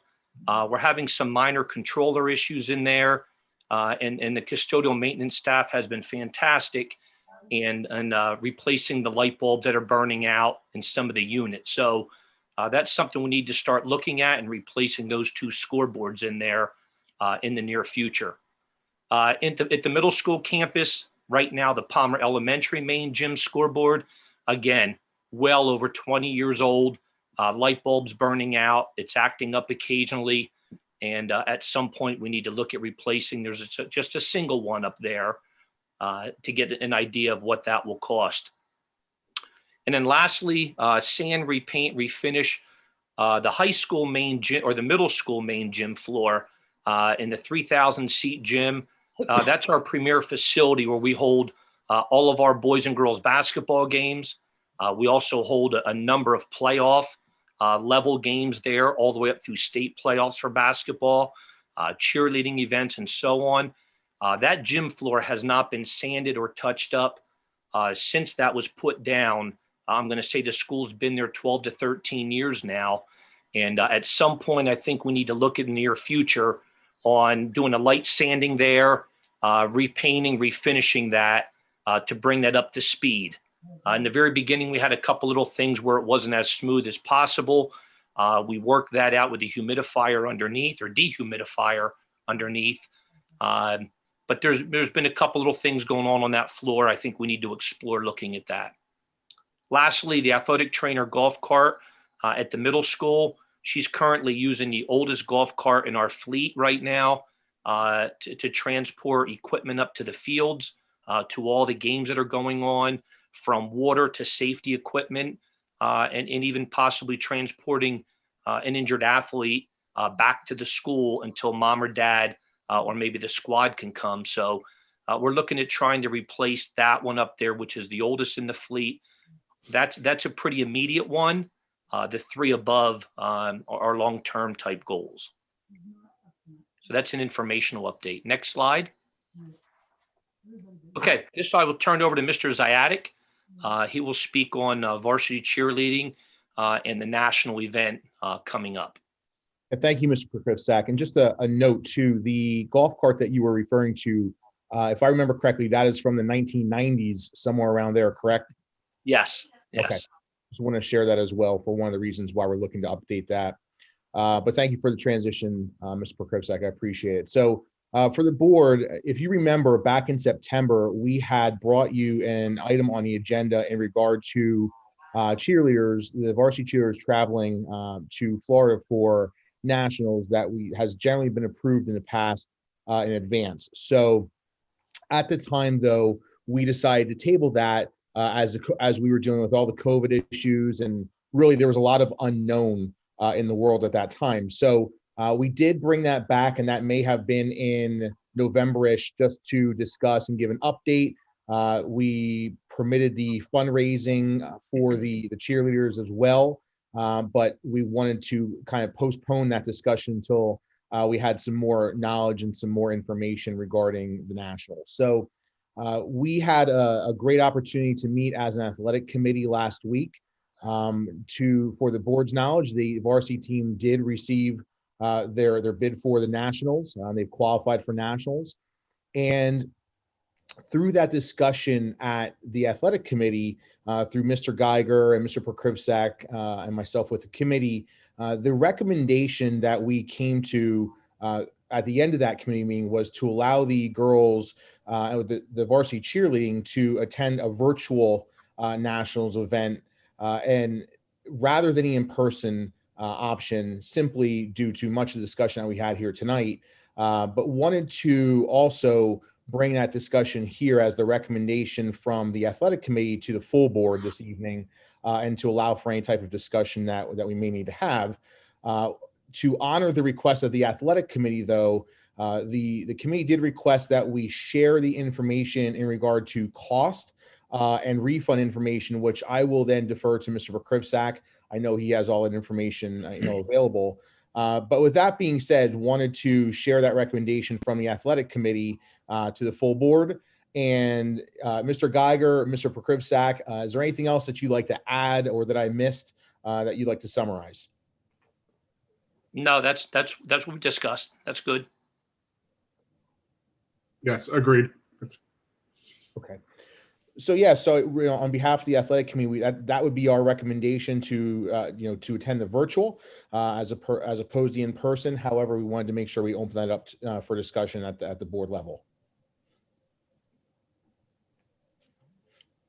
And any questions that anyone may have from the board, Mr. Prokrivsak, Mr. Geiger are here to answer those questions as well.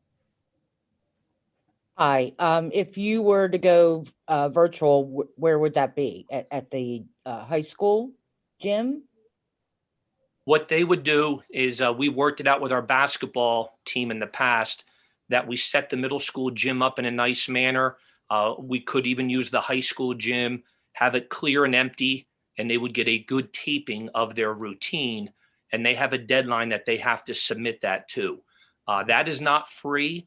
I believe that is $150 a person to attend the virtual. So that's not free. They will still have to commit to a cost, but it is a lot less money than taking the chance of flying to Florida at this point.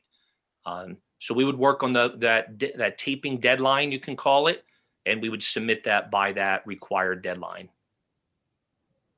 Okay, thank you. Mr. Ziadic, Mr. Krisak, or Mr. Geiger, just for my own edification, what I'm hearing is the recommendation coming out of the administration would be for a virtual presentation, and then submitting that to is it UCA for their competitive routine? Yes, UCA has been taken over or works in conjunction with Varsity Spirit Okay. on that. Yeah, President Shando, I have a comment, Sure. from the athletic department meeting. We did discuss, virtual, which is probably the way we're going to go. But I personally said, can we just hold out until the last minute just to grasp at a straw that we still could go if this vaccine catches fire and things turn around drastically? What's our drop dead date that we cannot, that we have to commit to by in order to still go? So I know the recommendation was to do a virtual, but me personally, I think to let's grasp at that last straw to see if we can go in person. I believe there's one more slide, Gino, that has some more details on there. No, I think, Jim, the refund piece was edited out for just for the sizing of it. Okay. I believe it's somewhere in the first week of April that we have to make that 100% commitment one way or the other to do that. And understanding that there could be some lost money depending on what those deadlines are that was mentioned in the other slide. That's what we'd have to be very careful of. And I'd hate to see the Booster Club lose out on a lot of that money to travel with about 22 to 23 people, cheerleaders and staff. It's upwards of $20,000. And I'd hate to see them lose a lot of money with all the ifs that are out there right now. So if we miss a deadline, the Booster Club would have to be aware of that or make sure we meet that deadline to not lose the money.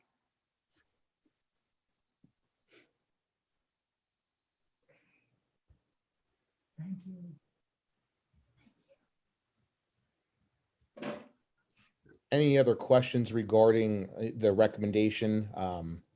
Obviously, for an approval for out-of-state travel, that would require board approval at a future meeting, but within the timelines, that might make it difficult as well. So just wanted to answer any questions that the group may have. Yeah, I mean, you're right, Josh. It doesn't look good.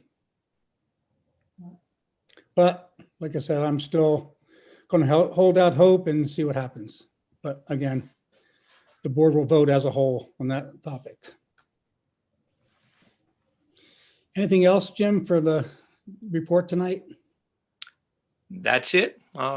Athletics is trying to be as safe as possible, reiterating to the athletes and the coaches about wearing masks, distance as much as we can.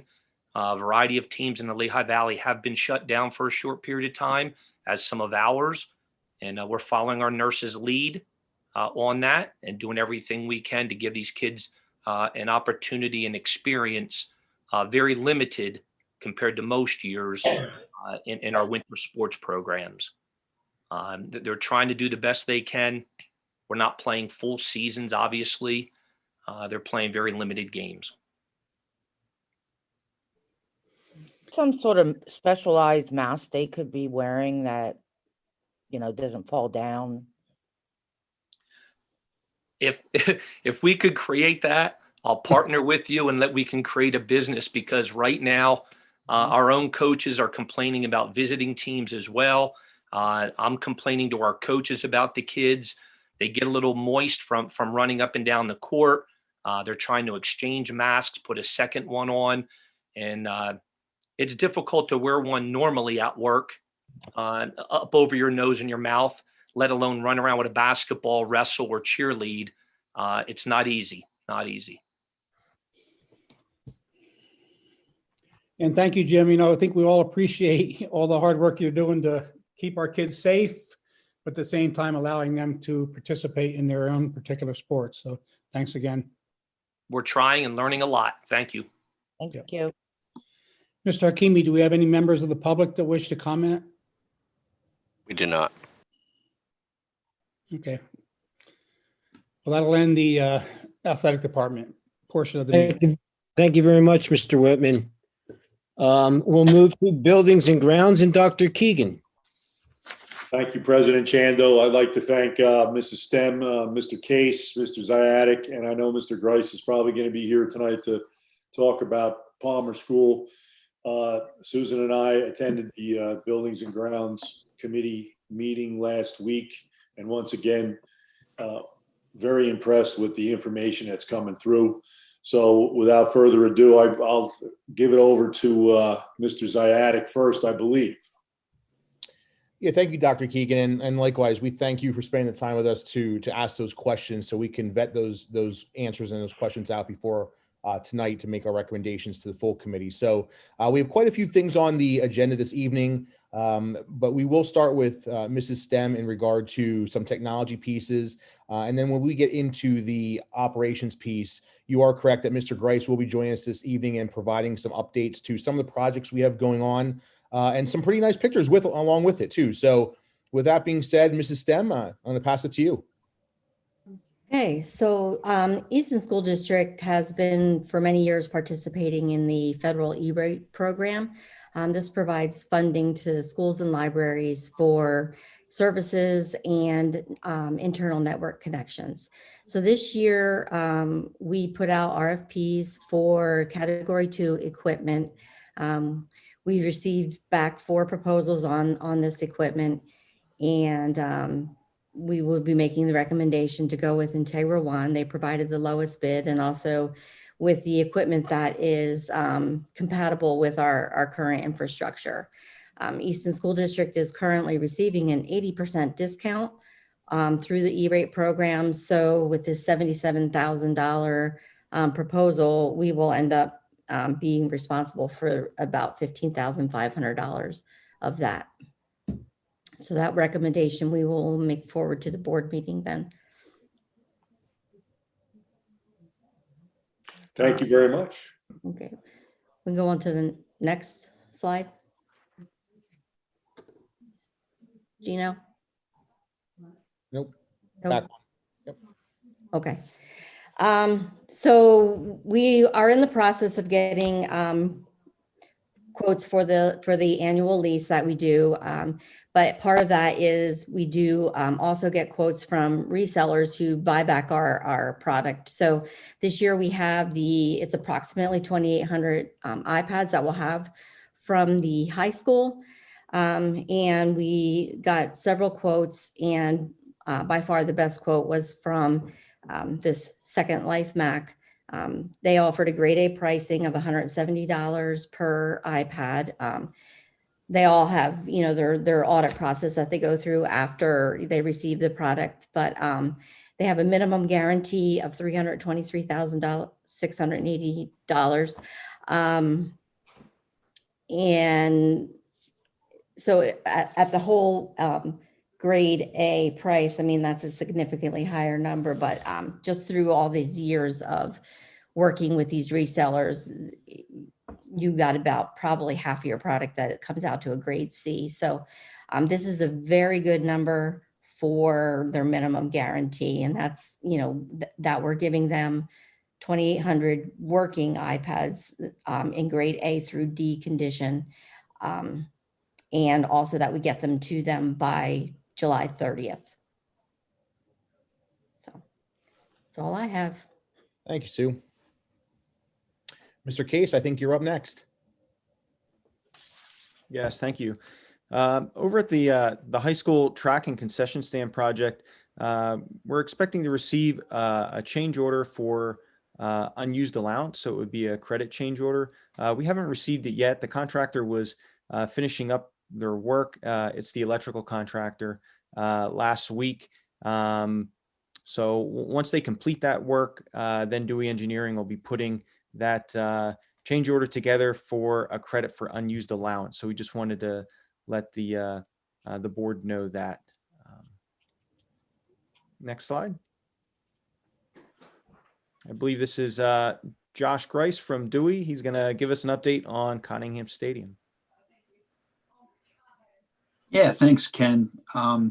So just to clarify that the prior agenda item, so we returned the allowance from the other two contractors last month. And as Ken said, we just wanted to make sure that as the electrician was wrapping up, that there were no final items for that. So for the next board meeting, we'll make sure that we get that change order drafted. We're looking at a credit amount of just over $30,000.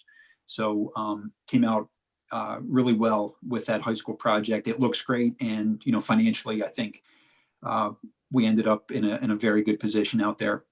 So moving on to Cottingham. Obviously, this picture was taken before Sunday. Things have changed pretty drastically since then, but we did just want to show you that things have been happening underground and in the field house. And at this point now, those precast bleachers over on the home side have been completed. So the operation is going to be moving over to the visitor side very shortly. And also we'll be seeing that press box being installed on that home side in pretty short order. So it's very exciting seeing things go vertical out there. It definitely, you know, the whole landscape shifted on 12th Street without having those stands up, and now a portion of them at least are back, and it's really exciting to see. So you can hit the next slide. So as I said, a lot of underground work has happened already, and a lot of things within the field house, which you can see in the next slide. But you know, it's is really kind of the showcase feature of the stadium. Again, really is going to be those precast concrete bleachers. So things have been going together very well. So those are cast and assembled off-site, and they are then lifted into place once they reach the stadium. And things have been fitting together exactly as they should, and you know, really coming along nicely with that. So what we need to do is just take a look at the impact, obviously, of the weather over the past couple of days. That certainly will have an impact on the progress out there. But up to this point, we've been very fortunate and very pleased with the construction progress being on schedule out there. Next slide. So within the field house, it's kind of tough to get an overall view because that space is pretty tight. But interior metal stud partitions are well underway. Most of the mechanical and electrical rough-ins are complete already at this point. And then the addition for that home side locker room is well underway also. So the field house is coming along very nicely. So next month we'll have some more photos. We'll start to see some interior drywall happening already. So things are in very good shape for that facility as well.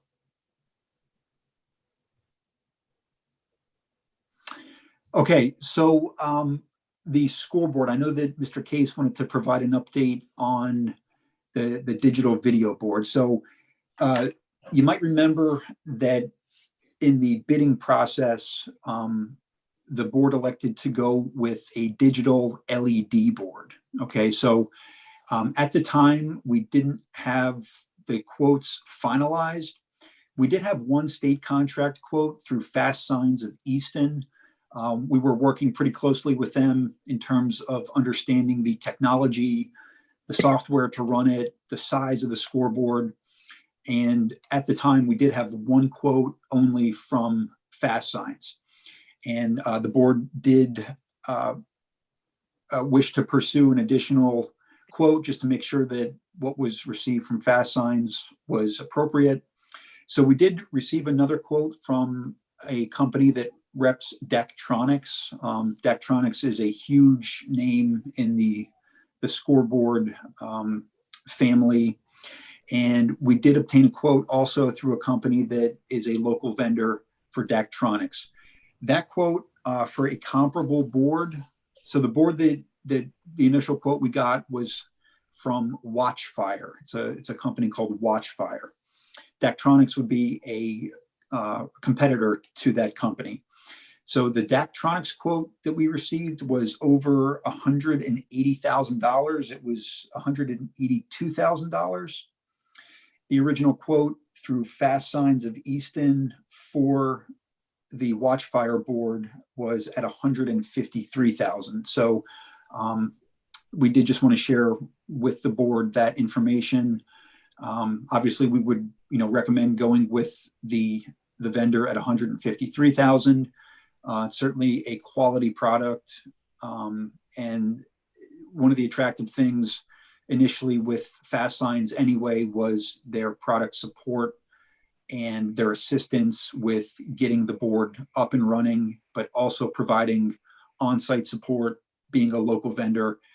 At games, they're going to be basically with the district, helping to create the environment and all the images and footage on that board. So nothing that we need action on obviously tonight, but I'll defer to Mr. Case if that proposal is something that you'd like to get onto the agenda for later in the month. We would like to get the selected vendor on board as quickly as possible, just to make sure that whatever coordination items we need electrically with the contractor on site or with the structural supports that we've already have planned for the facility, that everything matches up, and that that's a well-coordinated effort getting that video board installed.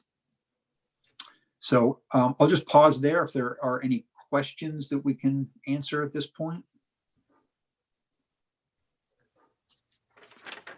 Josh, this scoreboard is is similar to the one that's in Nazareth on Nazareth Field, correct at this point?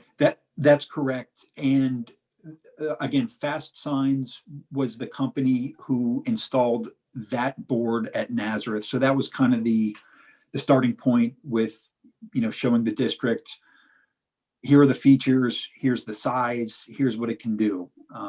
So again, by getting a comparable quote, I think it reinforces the fact that Fast Signs really is providing a very good product at a very good price. Josh, quick question. Is there a maintenance package that goes with that contract? There could be. So I have maybe 3 or 4 tiers of options that can be built onto the proposal. So that's one of the things I did want to review. The quotes that I presented tonight are essentially for the board and for the initial startup. There are various tiers of support that can come along with that after the fact. And, I can make sure that that's presented, to you guys as far as how much you might want to spend on any additional maintenance or ongoing support. So, I can present all that information for the board packet later in the month. How about the warranty on that? So it's I want to say at least a 5-year warranty on the Watchfire board. I don't have it right in front of me as far as the warranty term, but I can make sure that that's clarified as well, Mr. Chando, for the next meeting. No problem. Thank you very much. Sure. Josh, I had a quick question for you. If Sure. you factor in the bid for Fast Signs was obviously a better bid, $30,000, I think you talked about. If you add in the tiers of support and the warranty, is that still a better price than the higher priced bid? Yeah, and again, it's going to depend on how far you go. So I don't have what I wanted to do tonight was just compare the actual product itself. Again, if you can just give me some time to present a total summary of options, packages, support, I can tell you exactly what that additional cost would be. But that $30,000 is going to go a long way in terms of additional on-site support if the district chooses to go that route. Yeah, if I could just jump in, I think the summary tonight was we just wanted to let the board know where we were at. We've had a lot of discussion and dialogue in our bi-weekly meetings. about the scoreboard.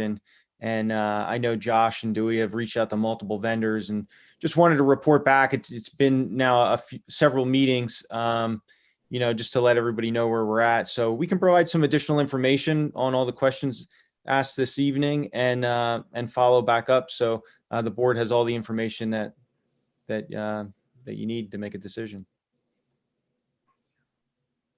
Thanks, Ken. Yeah, and those additional services, that's nothing that needs to be determined right now. I think getting the board, getting the initial startup obviously is key. And then at that point, once the district maybe becomes a little bit more familiar with the operation of the board, because it is quite a production. I've seen it demonstrated at Nazareth, and it's a little studio up there to keep that thing going. So depending on the personnel that are involved with operating that board, there's going to be a bit of a learning curve for sure, but ultimately it's going to come down to how much effort the district chooses to put in to it with your own personnel and how much additional support is going to be needed later on. Yeah, but Josh, I think it's important to know before we commit to fast signs, the whole picture, the tiers of support, the warranty, because it may be a better deal, it may not be. To go right with fast sign without knowing the other things, I think we're kind of missing out on something. So Josh, a real quick question. Is it reasonable to put together those two packages for the March Standing Committee so we can have an open dialogue about that, about both options with the additions, and then consider our recommendation to the board on the March board meeting? Is that too late? Is there an issue with that? That should be okay. I really would choose not to wait any later than that, but yeah, we can certainly provide, a side-by-side comparison or spreadsheet or something that would clearly lay out the pricing and what's included with it. Yeah, and then we can make a recommendation. I really don't, I don't know if it's the best, process-wise to put that together for the board meeting at the end of the month. I think it's good to have that dialogue. If we could do that in the March Standing Committee meeting, that'd probably be the best approach.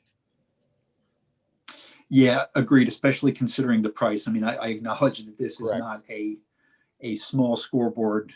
This is going to be quite a feature of that stadium, and certainly whether it's $150,000 or $180,000, it's a lot of money to spend. So understood. We'll make sure that we get that in front of the committee next month, and we'll go from there.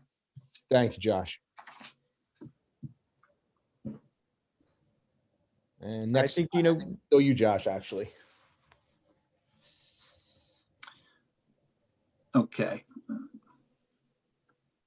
All right, so we'll head over to Palmer, the new Palmer Elementary School. So you might recall last month at the January meeting, the first two contracts were approved for environmental abatement and for demolition. So those contracts are being prepared, and that work is actually scheduled to begin as early as next week with some of the abatement activities. We have had a pre-construction meeting with the contractors and with the conservation district for that.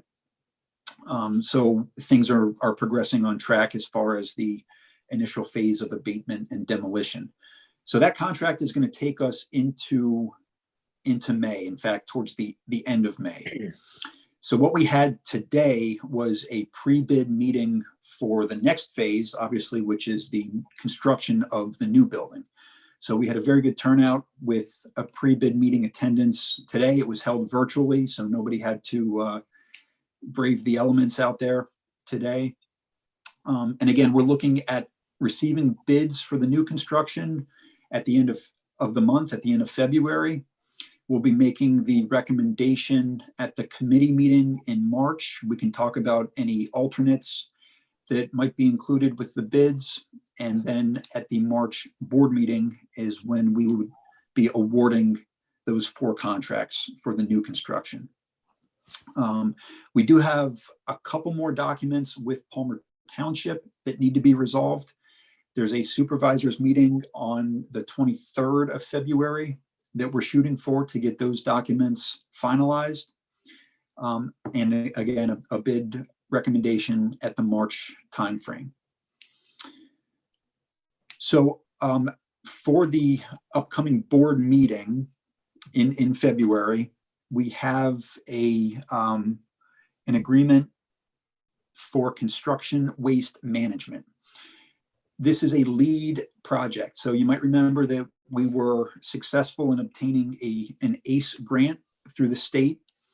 Part of that grant requirement is hitting LEED Gold certification. Along with that comes a specialized waste management program where we are diverting or recycling 75% of the construction waste. So this is a third-party company that provides the containers and tracks all of the recycling quantities and weights on behalf of the district to meet that LEED requirement. So that agreement is going to be on the agenda for approval for the end of the month. That is with Revolution Recovery is the name of the firm. We've worked with them quite a few times on LEED projects. They are excellent with their documentation, haven't had any issues with them. So that agreement, again, is on the agenda for later in the month. Also, you might recall last month, there was a Part F document for PlanCon. PlanCon, again, is the planning and construction program through PDE, the Department of Education. We have to make interim submissions as we move through the design and construction process. Part F for abatement and demolition was approved last month. We need to get Part F approved for the new construction this month. So you'll see those documents included in the board packet coming up for the end of the month. So one other item I just wanted to touch on briefly is with a geotechnical survey that we still need to do once the existing building is demolished. The new building is situated pretty much directly on top of where the existing building is. So there is another effort that is actually a township requirement, but also, good practice just to make sure that if there would happen to be anything suspect under that existing building, that we can have it addressed through geotechnical means as part of the initial phase of construction. So just wanted to remind the board of that activity that needs to happen, and we'll certainly keep everybody informed if there would happen to be any issues that need to be addressed at that point. We don't know that obviously until the building is demolished. Okay. Josh, I have a question, Yes. if I may. Just looking here at the township supervisors meeting that's coming up for Palmer, is there anything substantial in that, or is this just merely now pretty much formalities that need to be signed off? But nothing that you foresee that would delay anything else further?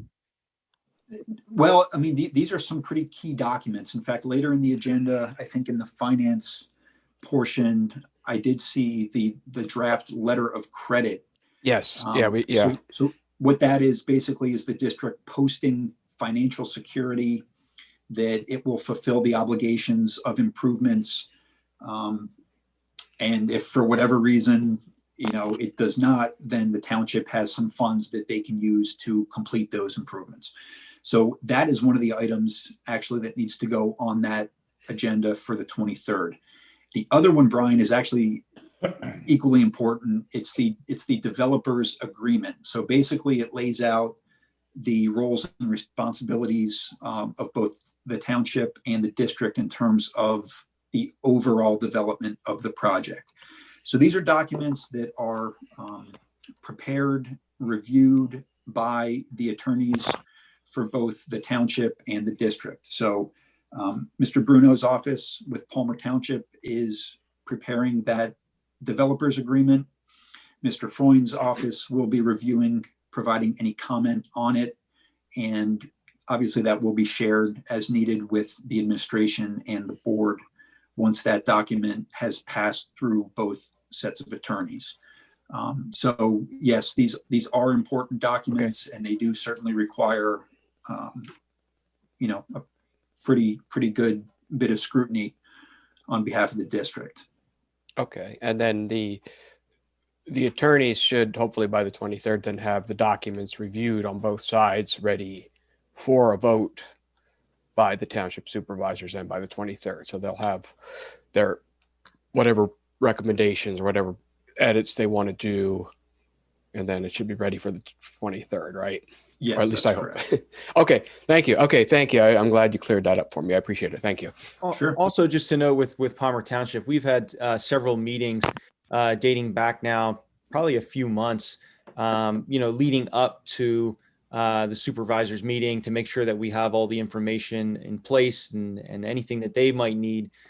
So, it sounds like that, they support the project and, that we've had a lot of dialogue with them, making sure we have all the correct info. Okay, great. Thank you.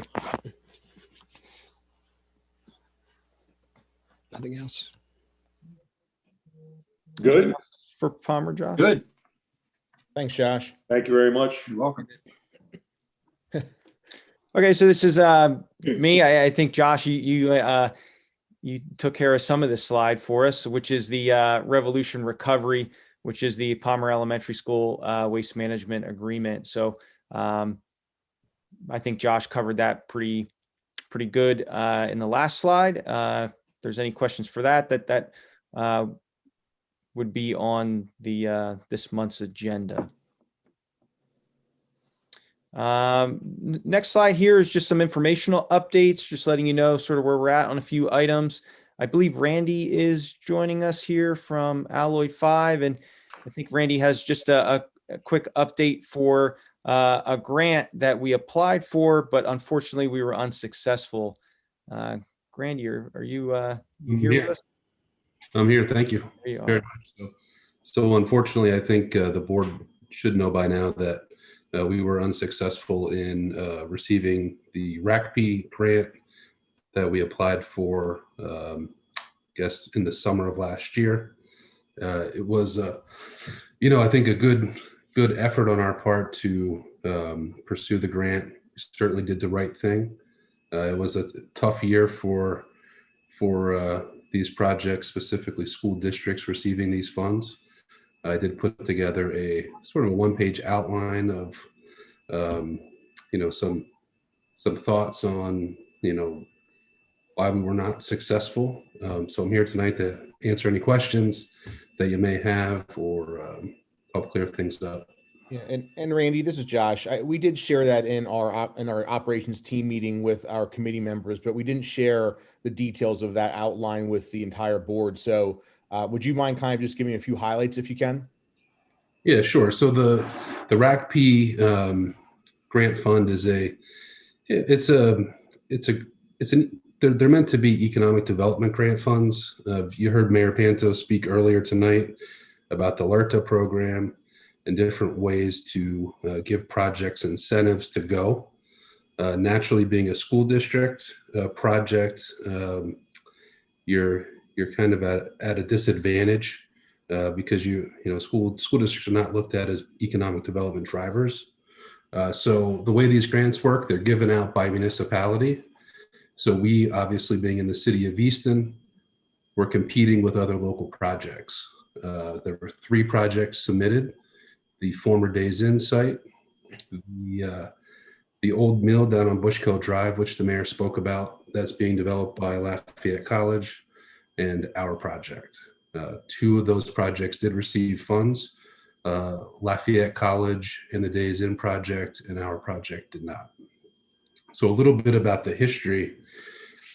Cottingham has been in the state's queue for these RCAP funds for quite a while now. It was submitted maybe 10 years ago or so, and there was a request for $2 million. That kind of sat on the back burner for many years. And when the conversation started about professional soccer coming to the stadium, Senator Boscola's office said, well, we do have this fund here that's been here for a while. And with all the excitement of potentially bringing professional soccer to the stadium, let's increase the grant ask to $7.5 million and try to pursue it. So obviously the professional soccer didn't pan out, which may have, been a reason why we weren't successful. So, that's kind of how it developed over time. One school district was successful in getting $3 million. That was the Scranton School District.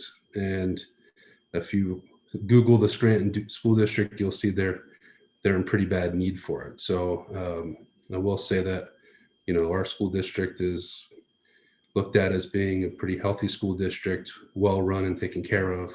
And unfortunately, sometimes I think that works against you. Yeah, thanks, Randy, for that update. We appreciate it. Yep.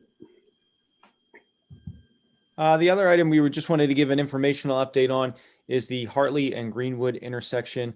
Right now, we're sort of just gathering all the information there, and to give everybody a little bit of background information, there is a contractor and developer looking to develop some land along Hartley, and as part of that project, they have to do some improvements to the intersection of Greenwood Avenue and Hartley.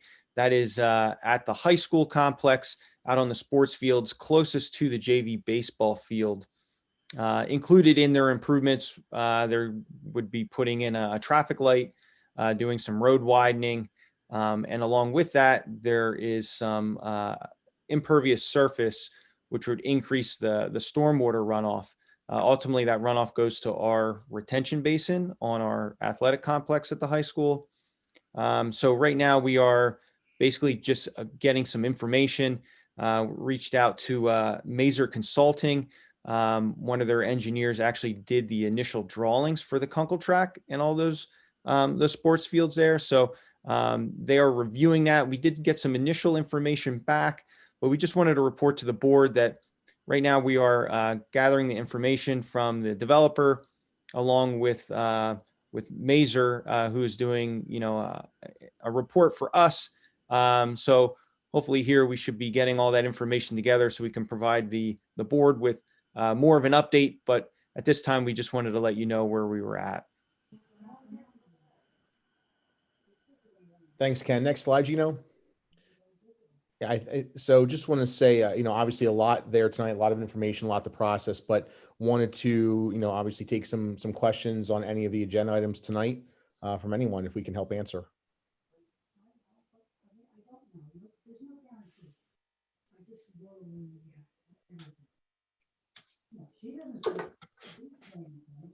Okay, Dr. Keegan, anything? Okay, I'm good. Thank you very much. So at this point in time, we'll, if anybody from the public who wants to be heard on any of the buildings and grounds agenda items, please fill out the Google form. There are none. Thank you. I'll try to give the best summary I can here on this for the board. We're talking at the February 16th meeting. I'm looking at the E-rate, the Apple buyback program, the track change order credit, the waste management, and then I think the Plan Con documents, correct, that I saw also. And we were also taking a look at maybe in March, then looking at the scoreboard with more information, and the Palmer bids in March too. And that's all I have. Thank you very much, President Chando. Thank you very much, Dr. Keegan. We'll move to Budget and Finance. Mrs. Hess. Hello and good evening. Okay, I guess I will basically be handing it over to Mr. Simonetta. Well, thank you, Mrs. Hess. I have a few items tonight. First one is the Cottingham Capital Campaign. The committee has been very busy, and we are ready to move forward with the bidding and sponsorship opportunities other than the field, as we all know. Attached to the agenda is a draft of the document that we're preparing with the number of items for sponsorship.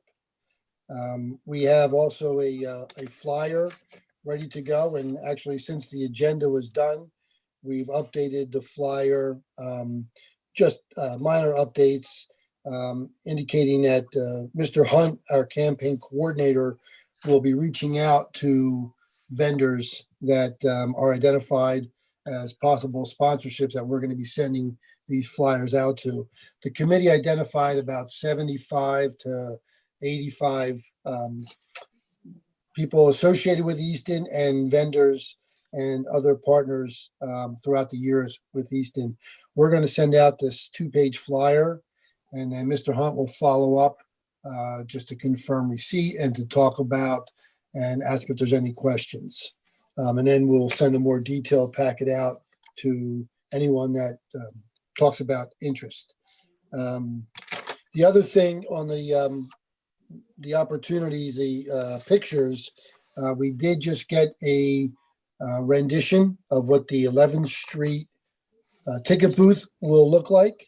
So we'll update this flyer and we'll send it out to the board, obviously, but it'll be the flyer that will go out to those identified partners. We talked about preparing an announcement, sending out to the media and other public outlets to get the word out. And the plan is to be able to make a recommendation to the board at the April action meeting. We have, we're talking about having the bids or any sponsors coming in. The bid date would be March 26th. So it gives us time to review them. And then we would review with the finance committee prior to the April committee meeting for the board for recommendations. That's about all I have for Cottingham. Moving along pretty good once we got this going.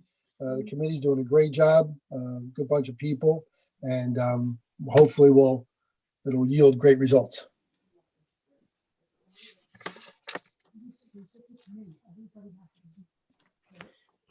Did I hear something? I couldn't hear. Was there a question? No. Okay. Okay. Next item, Josh Grice spoke to in the Buildings and Grounds meeting, the letter of credit. So Josh put together information that he knew based on his conversations with Bruno, Attorney Bruno from Palmer Township. I filled it out. I talked with our bank. We're ready to go. We are waiting for any corrections or suggestions from Attorney Bruno. And then I will then forward it off to our solicitor to make sure it's all good. I'll send him a draft of what we have now, but we wanted to wait to see if there's any corrections from Attorney Bruno. I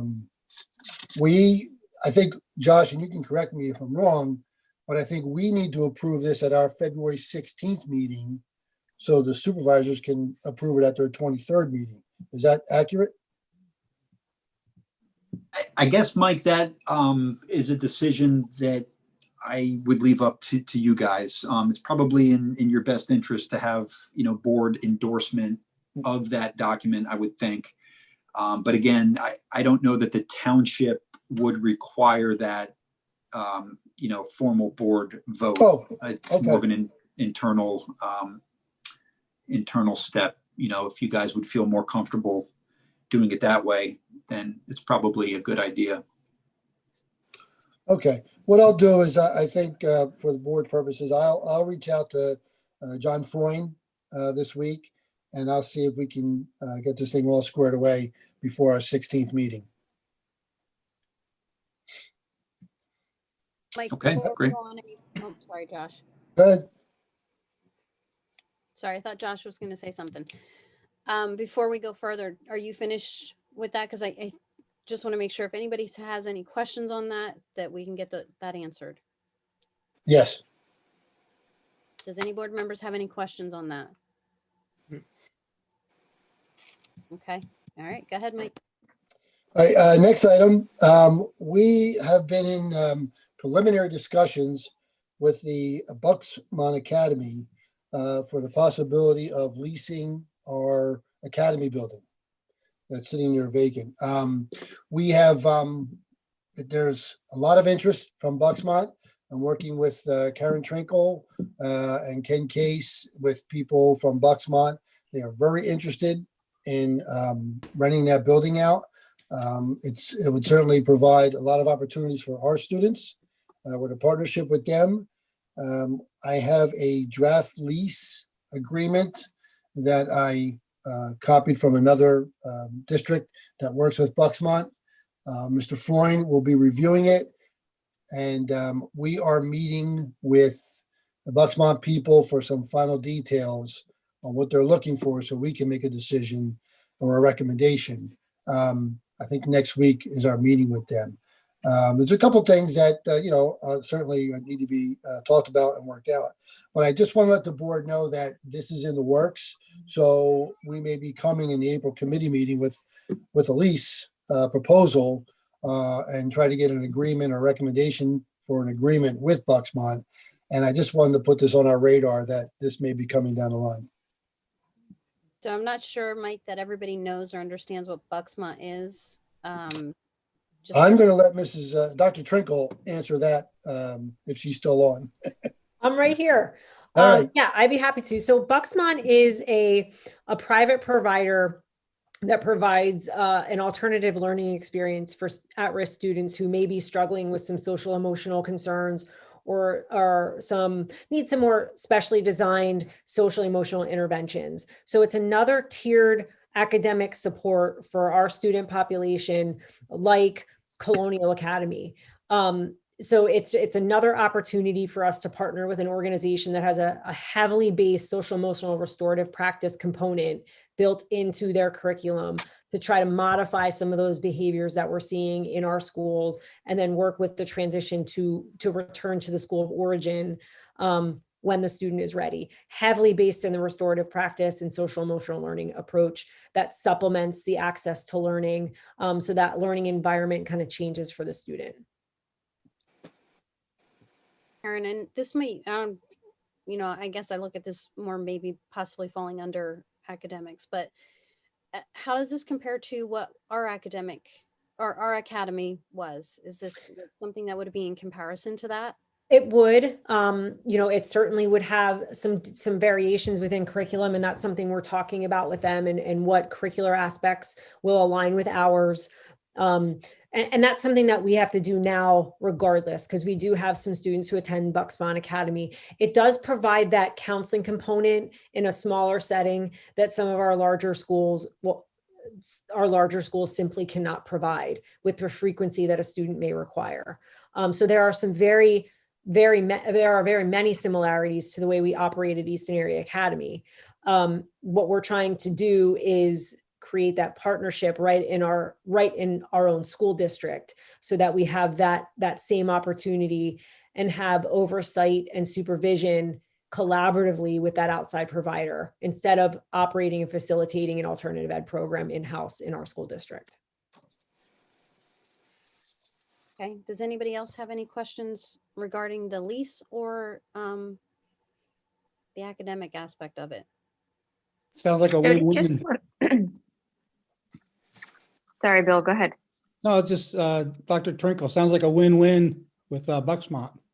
Yes, over time, the alternative education regulations have become more and more strict, and have made it difficult for us to provide access and opportunity for some of our students who require that level of intervention. And Bucksmont has the ability to provide that for us, and in partnership with us right in our home school district. So we've worked, Mr. Peperato, I think this started last year, discussions, and it's coming to fruition because of our hard work and our persistence to create a relationship given our wants and our desire for our students.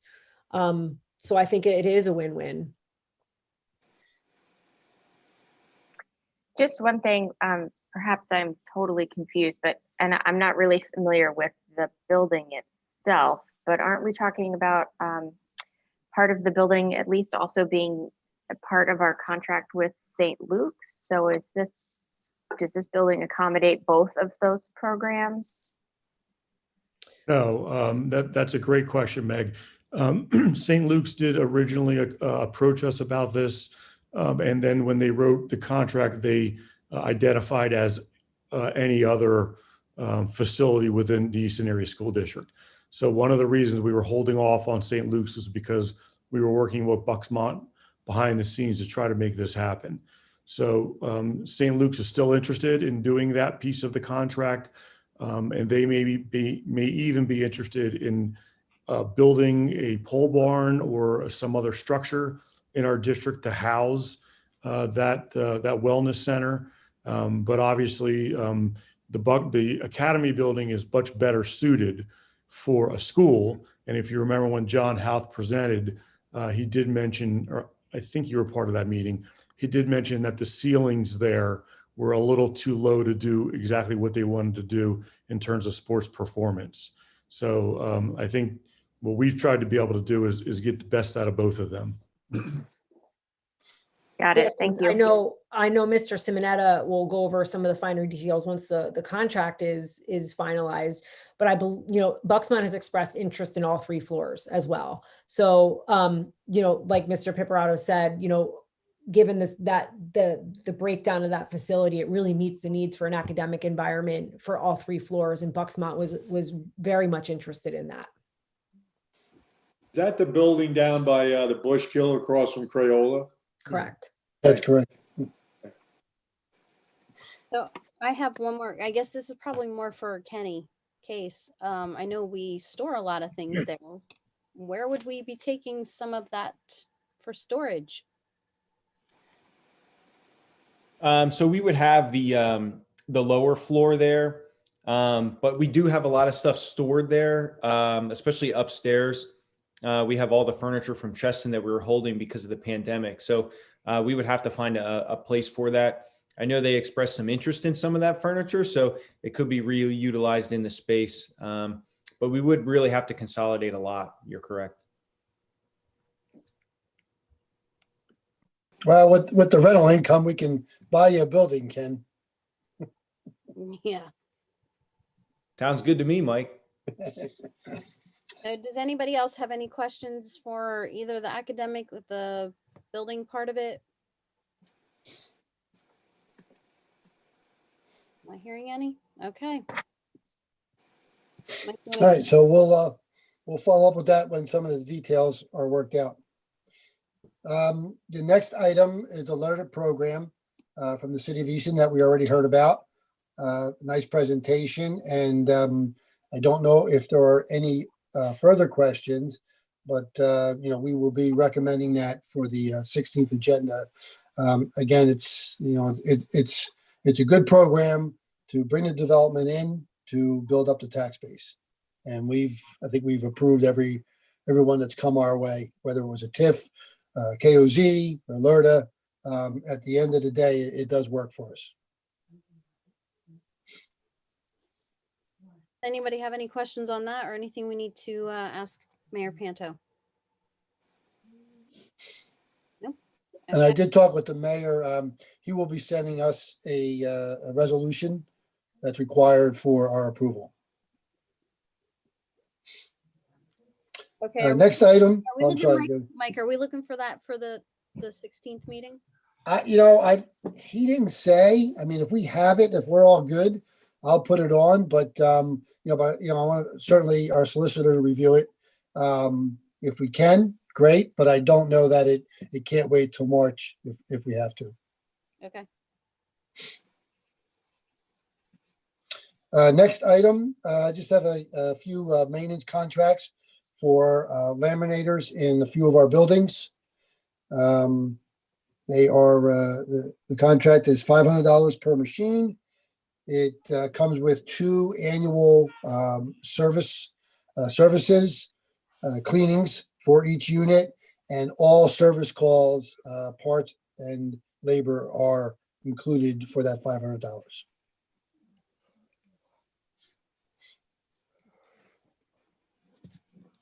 Questions? Okay. Okay, the last item I have is the 21-22 budget. Again, we're in our situation, I think, where we were last year. I don't know if it's better, worse, or the same, but we're in the position of unknowns. many unknowns right now with revenue, even with expenditures at this point. What type of education are we going to be providing? So what we're going to do is we're going to revert to the timeline that we did last year. And so we'll be looking at a first look, if you will, at the March committee meeting. I'll be putting something together and meeting with the Budget and Finance Committee before the March meeting. We will then do another update at the April committee meeting, and we will look to do a preliminary approval at our May meeting with final approval at our June meeting. And working on a lot of things in between all of those meetings, trying to finalize the numbers on the budget. And also, I just want to add the other organizations, CIT, the IU, and the Northampton Community College will be presenting their budgets, I believe, at the March committee meeting. I think the Northampton Community College will be presenting their budget at our February business meeting at the beginning of the meeting. They've asked to come in and get that to us right away. And that's all I had on that, Jody. Anybody have any questions or comments? Okay, is there anyone in the public to be heard on budget and finance agenda items? If so, please fill out the Google form. There's not. Okay, I didn't think so. I think everybody left us. Okay, so basically then we have for approval at the 16th meeting, 26th meeting, 16th is if we're going to do it as recommended, the letter of credit for the township, LERDA pending receipt and review, and the contract for the laminators. That's correct. Okay. Thank you. I believe that concludes budget and finance. Thank you, Mrs. Hess. We'll move to other business. Is there any other business from board members?